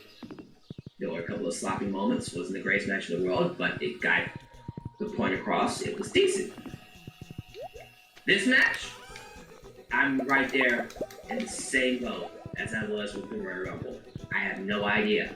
I hope it's good. Because if this match sucks, there will probably never ever be another women's Elimination Chamber match. Just never. Ever, ever, ever. Never. So hopefully it is good. I just kind of fear because of who's in it. We're not going to get a lot of bumps. We're not going to get a lot of uses of the cell. They're just gonna basically slam each other inside the ring and maybe kind of bump on the outside. I don't know. It just seems kind of meh for me when it comes to the women because I'm not expecting big bumps. I never did a big barn. Now, there are a couple of things I am looking forward to. If we are doing a Sasha Banks heel turn, this match, somehow, some way, should lead to that. It's either going to be during the match or after the match we see the heel turn. So I am looking forward to that. Hopefully. I said a couple of weeks ago, after seeing Sasha Banks have that awesome match with Asuka, and even with Bayley, I said to myself, she should be our champion. I would love to have Sasha Banks win the Women's Championship. Honestly. That's what I would do. Like, screw everything else. I'm putting the belt on Sasha. And then we're doing Sasha versus Asuka at WrestleMania. Which would be an awesome match to do. And then, check this out. This is a great idea. This is something that people aren't going to talk about. And if they hear it, they're probably going to get angry at me that I said. If I was ever going to have Asuka lose her first match, that would be it. The first match I would have Asuka lose is against Sasha Banks. because Sasha Banks has yet to prove she can hold the belt for a long run. She would hold the belt this time around. If she won at Chamber, she would turn heel. She would cheat to beat Asuka in her streak and then hold that belt for a long time. That's what I would do. Because it's part of the story. The story was Sasha can't hold the belt to save her life. She can't hold the belt for a long run. She can't. Not only does she hold the belt for a long run, but she does something people didn't expect her to do. She beat the streak. That's how I would do it. Now some of you just went, oh, she in the streak that way. I'm like, would you rather her lose the streak to Ronda Rousey? Or put over somebody who needs it? Because Ronda Rousey doesn't need to beat Asuka. She's Ronda freaking Rousey. Sasha needs. She needs that. For her to come across, credible. Sasha could use the streak. She could use the credibility of beating Asuka. Handing her her first Yes, loss. Rain. It's reasonable, right? Fucking A. And people in the live chat are going, yeah, I'm definitely fine with that. So, I think for me, that would be the best way to go. With that said, wait, we got Super Chat here. Not Super Chat, thank you. Gina Morgan TV, thank you for the awesome donation. You're awesome. But yeah, what was I saying? Yeah, for the Women's Chamber match, I am not picking Sasha. I'm playing it safe. I'm gonna pick Alexa Bliss. I'm predicting Alexa Bliss to retain and see her drop the belt at WrestleMania to whoever she's fighting, whether it's Asuka or Nia Jax. She's dropping the belt at WrestleMania. I don't know what the hell she's doing after that. Quite frankly, I kind of don't care, because she, other than what she's doing with Braun Strowman on this mixed match challenge, which is awesome, he's not doing it for me. I'm not feeling it. So yeah, get that off of her. If I had my way, she'd drop it at Chamber, make Sasha the belt, or the champion, give her the belt, and have her beat Asuka at WrestleMania. She can use it. But we all know what's happening. We're gonna have Alexa Bliss keep the belt, go to WrestleMania, probably defend it, and lose. Or, check this out, I just thought about this. What if she defends the belt, wins, and then Carmella cashes in and takes the belt off of her? And Carmella is the new Raw Women's Champion. Just saying. I would like that to happen. I hope for the women that this is successful, because I don't want them to have another black mark on their already not so well booked division. And thank you once again for the donation. We have Sideways 101 100. Appreciate it, man. Thank you so much. Thank you guys for the super chats.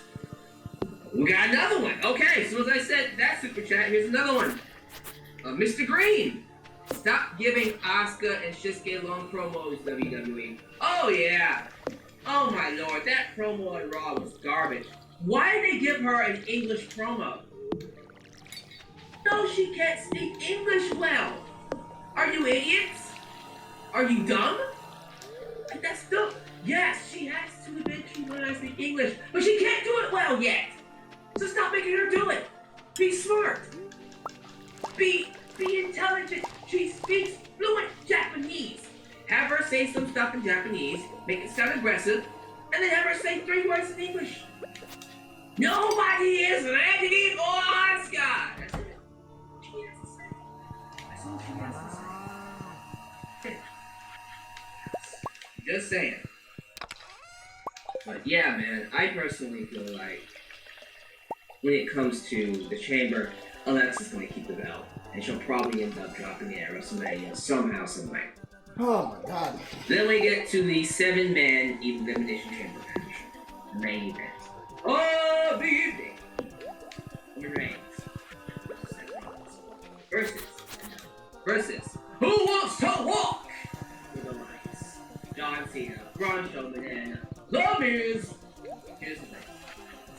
If you saw the gauntlet match, you already know. And that is probably going to be the better version. I'm not saying it will be. They might surprise us and give us an even better match. They might.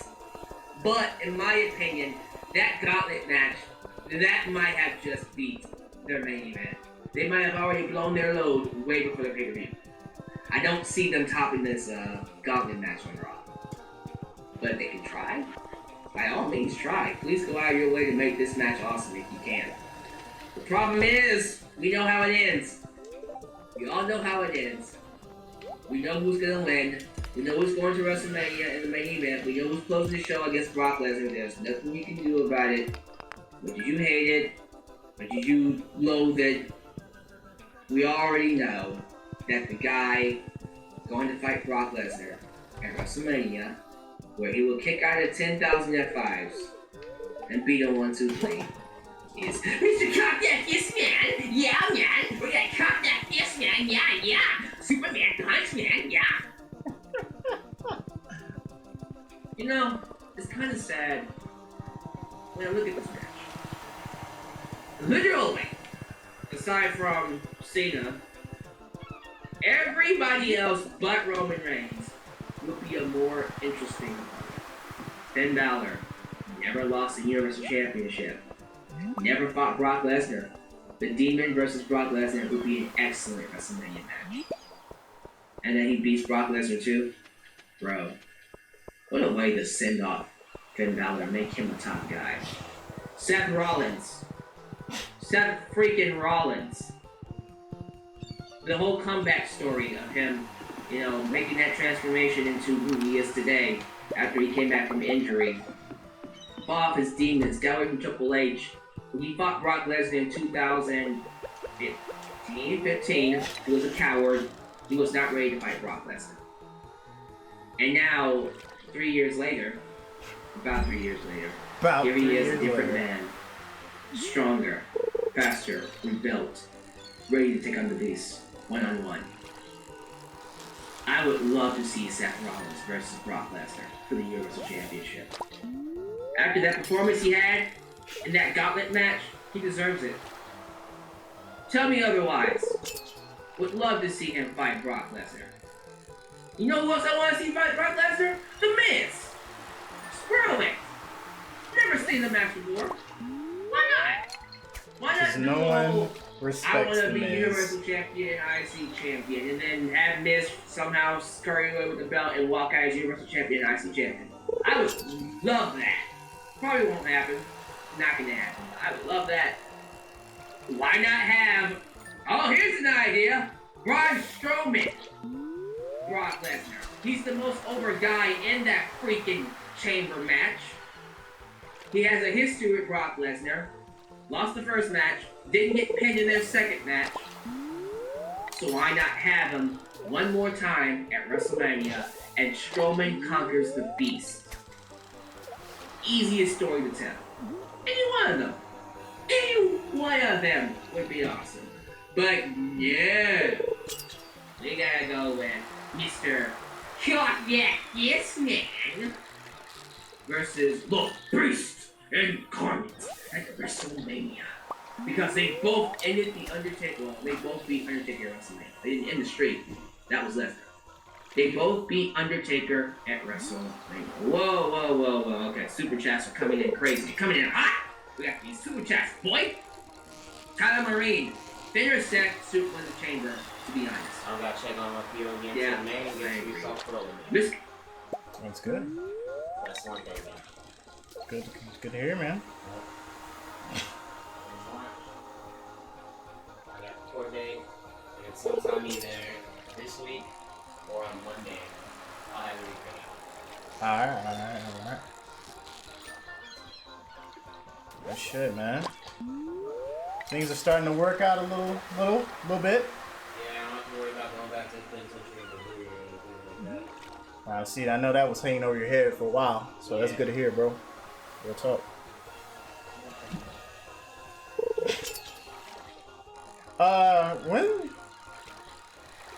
When is Evie supposed to be coming back? It's supposed to be coming back in June. Okay. Damn. But everything works out how it's planned. I'll go do 2 weeks in county. Yeah. In March. Done. Mara said that she didn't want to talk to the lady who could get me a job at Walmart. Stop the shelves the next time. Yeah. And basically, I didn't want it either. Yeah. I told her that, and so she didn't talk to her. So I want to fill her at a job. You might be Going from the job. Yeah. You get fired. Yeah, of course. You try to wait till you get all this shit. Yeah. But I am gonna hit up D-Wayne tomorrow and see if I can help him. Just, yeah, I mean, that'll be something, get a little money in your pocket. I mean, I think, when he does, he doesn't like, have people working for him. Yeah. It's under the table, so. Okay, so he doesn't have like actual employees. Yeah. So, yeah, that would. Man, I ain't talked to D-Wayne in a minute, man. I gotta see how that nigga doing, bro. D-Wayne came over the day when Bobby came over.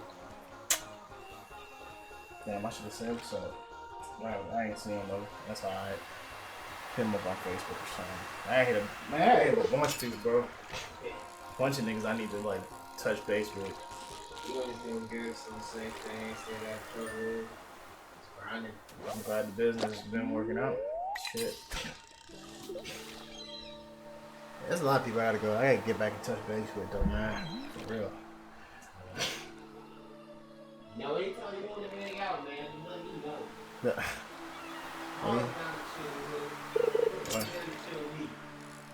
You know I like to sit in the house, man. I like to stay my ass at I like to stay my ass at home. Chill every once in a while. I might go out, but not like, you know, I go by people's houses and shit, man. I think I'll be meeting these girls who cook. Who bring me tacos. Okay. You know, I don't be all over the place, so. There's a double-edged sword of that, though. They feed me because I give them relationship counseling pretty much. Hey. Trust me, I've been there. Ugh. That shit is boring as fuck.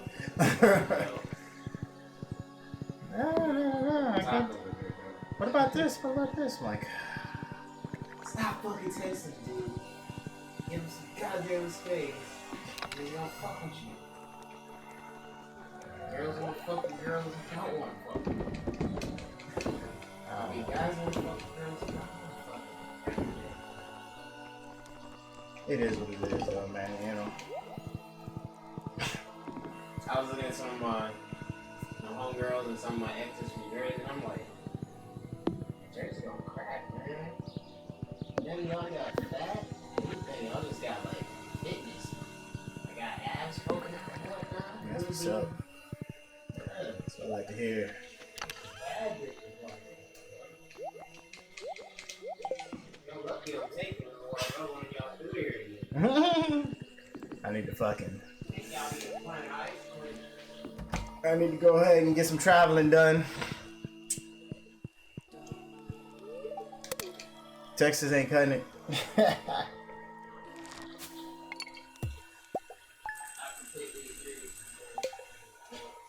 I need to meet some women that appreciate it, nigga.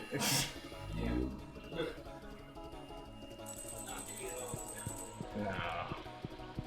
And I ain't trying to go halfway across the goddamn state to find that shit too. Yeah, I got a homeboy right now, bro. I'm gonna take a little break, man. Got a homeboy. Got a homeboy right now, bro. He's a good dude and shit, but fucking the chick he's talking to lives in fucking.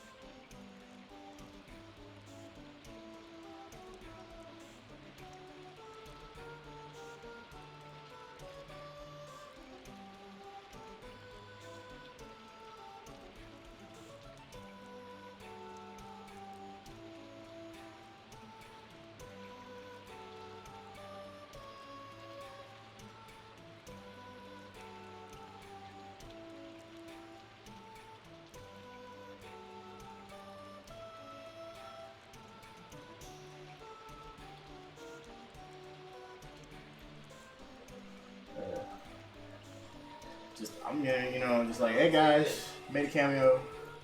There are some cute girls that you come out there. I believe it. Shit. Nick's friendly. I definitely believe it. Nick friendly. Thing is, I'm not. That's the problem.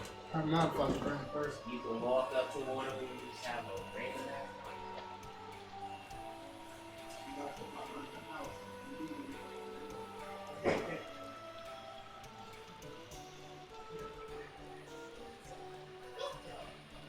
Fuck this shit.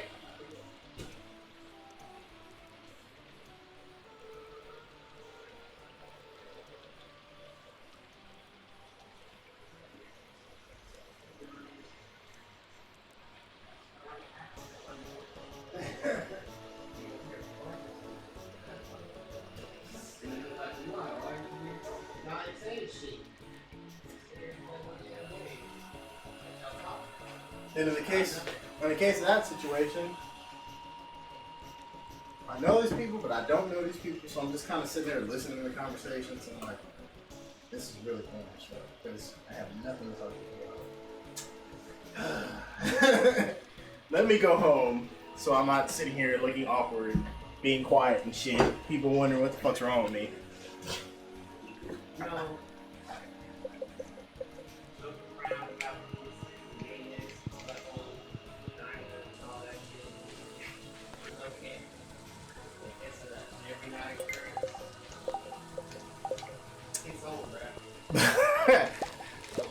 Yes, it does, sir. Oh my god, my strawberries finally grew. Thank you.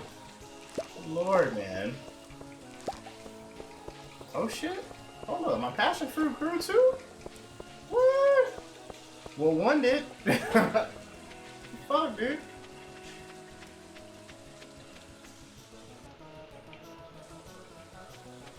That's fucking awesome. I was wondering what it was strawberry. That's why that shit was taking so damn long.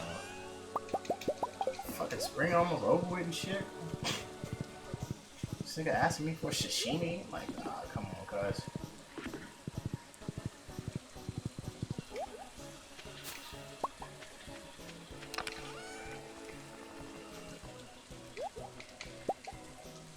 Sweet canary melon jelly. Okay, I'm gonna need some strawberries. It's raining, so that means Mara was in the house. Oh shit, hold up, guys, where's my horse?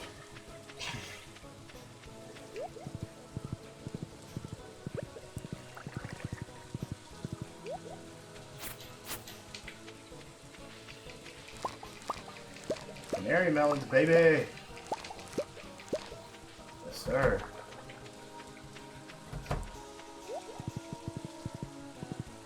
Oh yeah, Trey. Gotta go around now.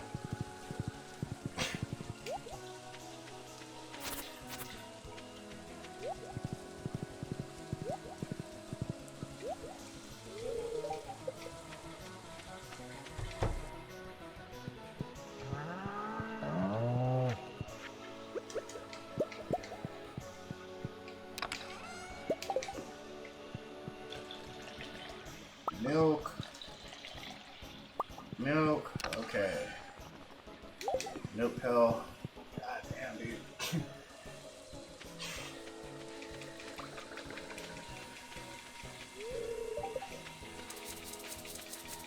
Oh.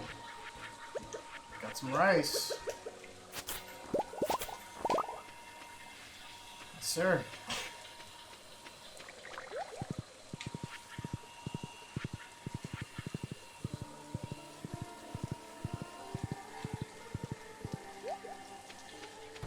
I still ain't got my eggs yet, man, dude.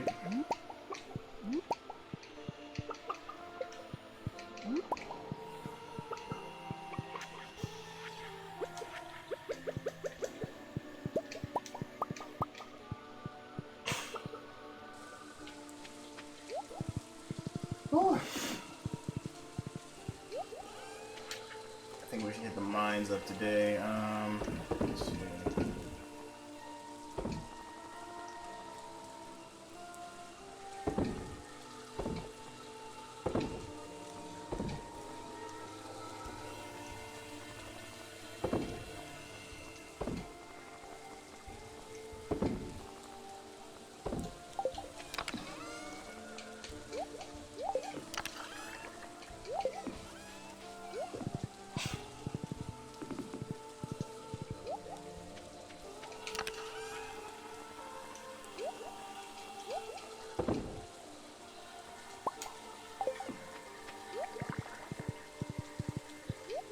Hold up, cuz. Hold up. Give me one of those.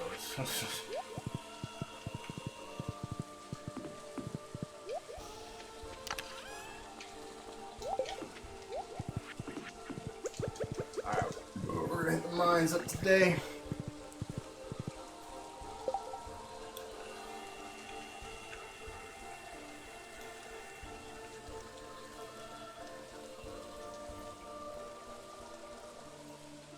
Alright, cool. Wondering if my I'll find Maru, and then we're gonna go into mines. We'll finally hit 400 today.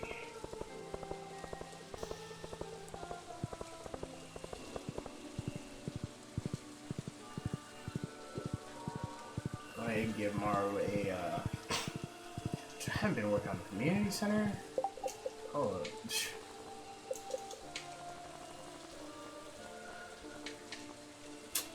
Really? Ooh, I have been fucking up. Okay. I literally get apricots every day.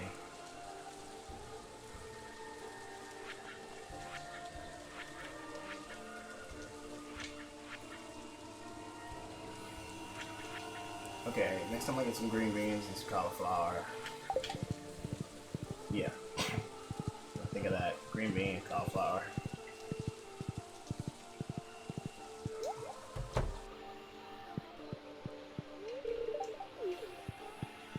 Yeah, my name is Zevius, bro.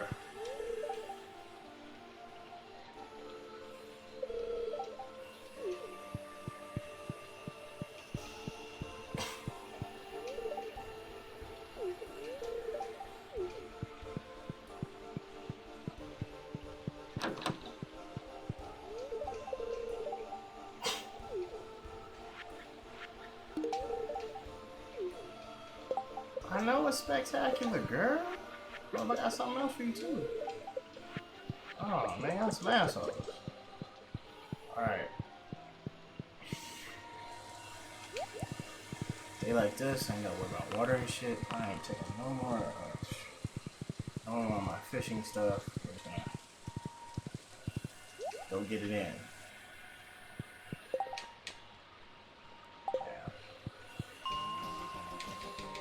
Hit that 100th floor.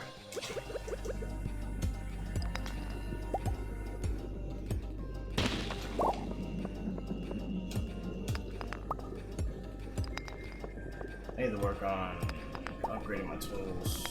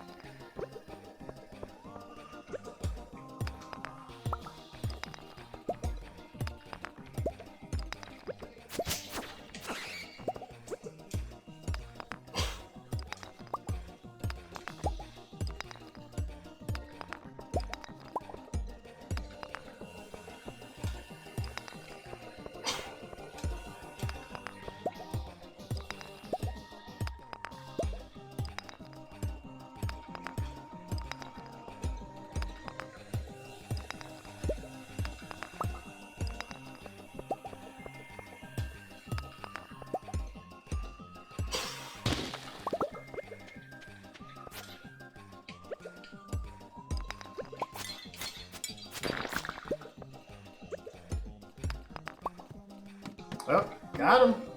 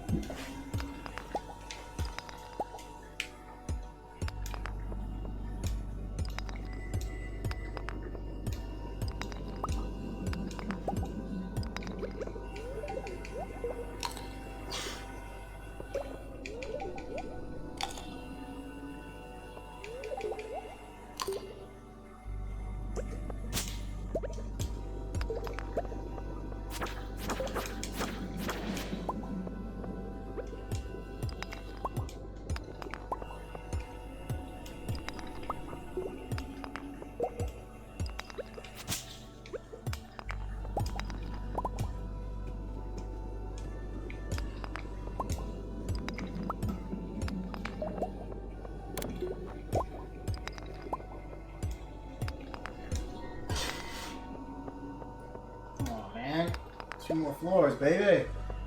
So I'm at the end. Maybe. Floor 99.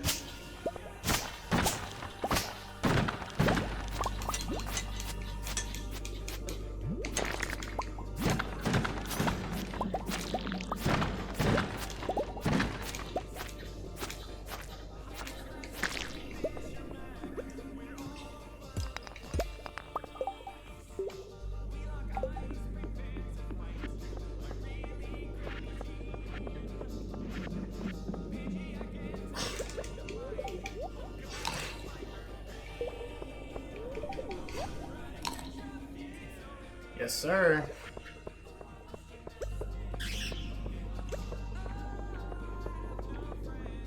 Now we take the long walk back. Level 100.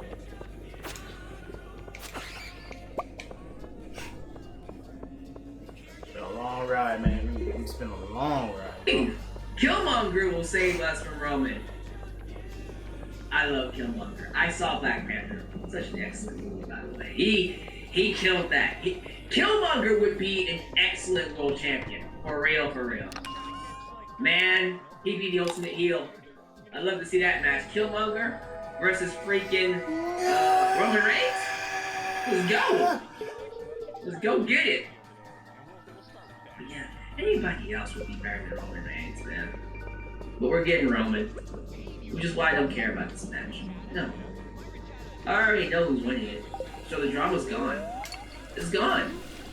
They're gonna try to sell it. Level. They're gonna go out of their way to make it seem like, well, Roman fought so hard he earned the shot. The hell up. Shut up. Shut up, shut up, shut up, shut up, shut up. This is what's gonna happen. Reigns will win the match, nobody will care. You'll spend the entire month and a month and few weeks trying to build up this WrestleMania main event, and nobody. This will be the weakest, one of the weakest main events in WrestleMania history. Everybody's saying, well, their match in WrestleMania 31 was good. That's because Seth Rollins was in it. Did we forget that the only reason people are talking about that match and saying it's good is because of Seth Rollins? Please, don't give me that. Give me that, oh, Roman Reigns and Brock Lesnar had a good match at WrestleMania. Rollins is the reason why people remember that match. Okay? Rollins most likely won't be in the match this time. It's gonna be Roman versus Lesnar, and quite frankly, don't care. I don't want to see Roman Reigns kick out of 10,000 F5s and then beat Brock Lesnar with one spear. I don't. It's gonna be boring. It's going to be stupid. I don't care how many times you have Paul Heyman go out there and try to sell it. I might end up hating Paul Heyman. For real, for real. Paul Heyman might actually make me hate him because of this match. If he tries to put this match over, I will hate Paul Heyman. You want me to hate Paul Heyman? One more, baby. Is that what you want, WWE? You want me to hate Paul Heyman? Is that your plan? You want me to hate the guy that brought me ECW, who I idol, my channel actor? His creative genius is unparalleled. God. Yeah. Roman Reigns. Come on, one more fish, man. That's my pick. Come on. That's who's gonna win. I'm almost out of time here. Champion after WrestleMania. And since we're doing dual branded pay-per-views, guess who's closing the shows from now on? Mr. Got That Yes Man. And there you go. Roman Reigns, Alexa Bliss, Asuka, the Bar. Ronda's gonna slap Stephanie and is off to WrestleMania, and then Matt Hardy will beat Bray Wyatt. Will the show be worth your time? Honestly, check it out anyways. We don't know what's gonna happen, but more than likely it won't be. You already know what's gonna happen. It's one of those shows where you know what's happening, you know what's getting ready to come, and you don't want to see it, which takes away from the show. So, let's go to the live chat. Live chat! Talk to me. Talk to me, live chat. What are your thoughts on Chamber? Are you looking forward to it? What match are you looking forward to the most? Who do you think will win the matches? Give me your thoughts. It is your time. I'm here to interact with you because I love you. By the way, once again, thank you for the super chats. You guys are awesome. So let's go ahead and get into this. All right. Super 57S. Watch the special guest referee be Paul Heyman. Bro, Paul Heyman? Is that it? Nah, bro. The special guest referee will be Stone Cold Steve Austin. I'm telling you. They will throw everything at you when it comes to this match. It'll be Roman Reigns versus Brock Lesnar, and the special guest referee is Stone Cold Steve Austin. In the corner of Brock Lesnar is Paul Heyman and Tori Wilson. In the corner of Roman Reigns is Kelly Kelly and Trish Stratus. You wouldn't boo a match with those girls in it, would you? No, you wouldn't. They're gonna throw everything at you. Stone Cold Steve Austin would be the special guest referee. You know it. You know it. And then if you try to skip it, why would you skip a match with Stone Cold Steve Austin? What the hell I hear, man? What else we got? Mr. Green, I think the fans should walk out during the main event if that's Roman versus Rock. 50K. Ooh. Honestly, here's my issue with walking out. If the WWE already has your money, it's kind of pointless to walk out. What you want to do is not react. You know, that's what you do. Like, to me, you have to get to a point where every time you see Roman Reigns, you just get silent. No reaction. That's different. Right? That's how you see the message. Like, he's not impressing me. And then the people who really impress you, don't get the merchandise. Buy yourself a Rusev Day t-shirt. Outsell Roman Reigns. You know, and then if they try to sabotage that guy because you like them more, then that's when you go, okay, if you continue giving me Roman Reigns, I will not buy any more tickets. I want my refund. That's how you do it. That's how you do it, man. Heavy Impact. Damn, it might as well be JR. It might as well put JR in the mic then. Honestly. Who knows, man. Ultra Shadow, what's up, buddy? You missed the stream. Don't know where you went. Sideways. I'm only looking forward to the Chamber match. Sure, it might not be as good as a Gauntlet match, but I've never seen a bad Chamber match. I've seen forgettable Chamber matches.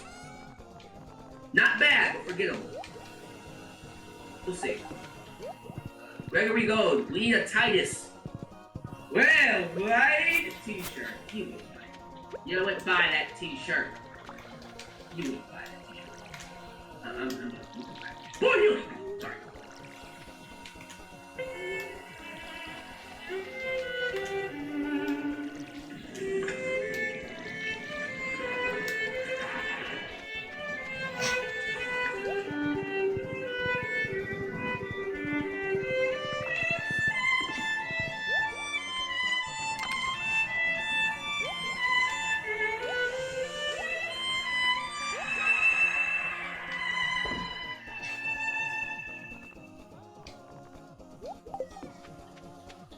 Sorry. You can buy a t-shirt. No, don't buy a t-shirt. Alright, let's see. Psycho Walker. Hard to be silent when Roman Reigns has fans. The thing is... Roman Reigns' fans, compared to the boos he gets, not as big. So, we'll have to see. Personally, I think that's the best way to go about it. That's what I would do. EJ Johnston says, Fastlane is going to suck. It is going to suck. It is not going to be good. It is going to suck. So we will see how much it sucks. Gregory Gold, listen to this. I've heard only Money in the Bank and Backlash will be dual pay-per-views. Nah, buddy. After WrestleMania, every pay-per-view will be dual branded. All of them. Unless you heard something different. Which is not, it's not unlikely. So let's see what WWE has said this time. Mr. Gray, what do you think? What do you think C can do to save? Oh, what do you think we can do to save Bray Wyatt? Turn him babyface. Easy. Turn him babyface. Get him off of that heel roll. Do a Rusev Day with him. Turn him face and give him a face as a babyface and watch him be over. Super 57S, come on. Ronda Rousey is going to become the 7th woman, woman in the chamber after signing WWE. So basically what you're saying is she's gonna enter the match and just win the championship at the chamber.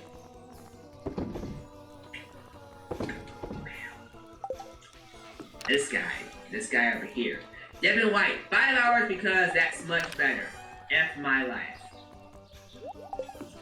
You poor soul. You poor soul. Notorious MMA, because I will be good. Will you watch WWE after WrestleMania? Who knows? WrestleMania 34 is going to be one of those shows where, if it's bad, yeah, that will probably make me consider just kind of tempering my expectations with WWE and just checking out other wrestling promotions. Because, you know, New Japan Pro Wrestling, Lucha Underground's coming back, NXT's killing it. I can really just not deal with the main roster and just focus on those other wrestling promotions. But we'll see. Seth freaking Rollins. That's right. Lawrence Kyle Jr. Seth freaking Rollins. He is the MVP. I agree. Roy says SmackDown has failed to create stars, whereas Raw has that main event feel. I agree. I actually agree with that. Notorious MMA. Do you think AJ Styles versus Shinsuke Nakamura will save WrestleMania despite not being the main event? That's hard to say because I don't even know what WrestleMania is going to be, man. That might be the only good match on that card if we're not careful. Let's see. Lewis Andrews. When Raw after WrestleMania starts with Roman Reigns coming out, the boos will be incredible. Like last year? You think it'll be worse? Do you think, this is my question, if Roman Reigns wins the championship, the boos he gets on Raw, will it be worse than last year's? It's about the same. What do you think? You think it'll be worse? I think it'll be worse. Notorious MMA. Yes, I think it'll be worse. Devin White. Only NXT every week for me is satisfying. Better than the main roster in every way. JMH, do you think Roman Reigns is gonna break CM Punk's record? Probably. Wouldn't put that past him. Everybody's saying it'll be worse. It'll be much worse. And here's the thing, if it's worse, check this out. When Roman Reigns beats Brock Lesnar at WrestleMania, and that's the response he gets, you can't recover from that. It's over. Because guess what? There's nothing else for him to do. Following the fact that he beats Brock Lesnar at WrestleMania, you got nothing else for him. That's it. It will be his 4th WrestleMania main event. But now, you won every belt. He's done. For real, like, you have him beat Brock Lesnar at WrestleMania, there's nothing else for him to do. He's done. And then he still won't be over. So congratulations. Congratulations. Junkie. You played Is it yourself. Janky? Oh, Wonky. Wonky. I think I'm gonna go with Wonky. Man, Braun needs to win. Basically. Braun does need to win, I agree. EJ Johnson, Lex Luger 4.0. Oh! That boy! Coming in with them cold words. They're coming in with that shade. That hardcore shade. Let's see here. He's done unless he turns heel. They won't turn him heel because they're cowards. 2 more. Capri, Vince will masturbate to the thought of Brock versus Roman. He's already doing it, bro. He's already doing it. Let's see here. Hop on the Lex Express. You mean hop on the Caught That Fist Express, man! We're gonna caught that fist all day, baby! Alright. Oh, correct me if I'm wrong, but didn't Kurt Angle say last week on Raw that Ronda Rousey was coming out on Raw tonight? But seems she didn't because of booze. I don't think she was supposed to come out tonight, but she'll be there at Chamber. Now again, if she gets booed at the Chamber, that's an issue. It's a major issue. Roman Reigns has done everything but win the Money in the Bank briefcase. Oh my God! Thank you, Super. Because now we have to wait for Roman Reigns to drop the belt, then win the briefcase, then cash it in to get the belt back. Thank you. That's your fault when it happens. I'm coming for you, boy. You get your belt.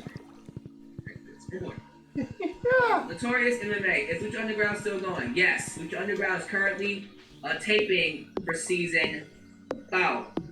It will be premiering this fall. But yeah, there will be a season 5.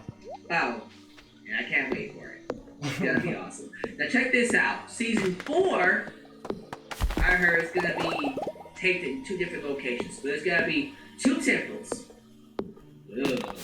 2 temples. That's gonna be great. I can't wait for that, man. That honestly. Hold on for a minute, guys. Sorry about this. I'll take care of business real quick.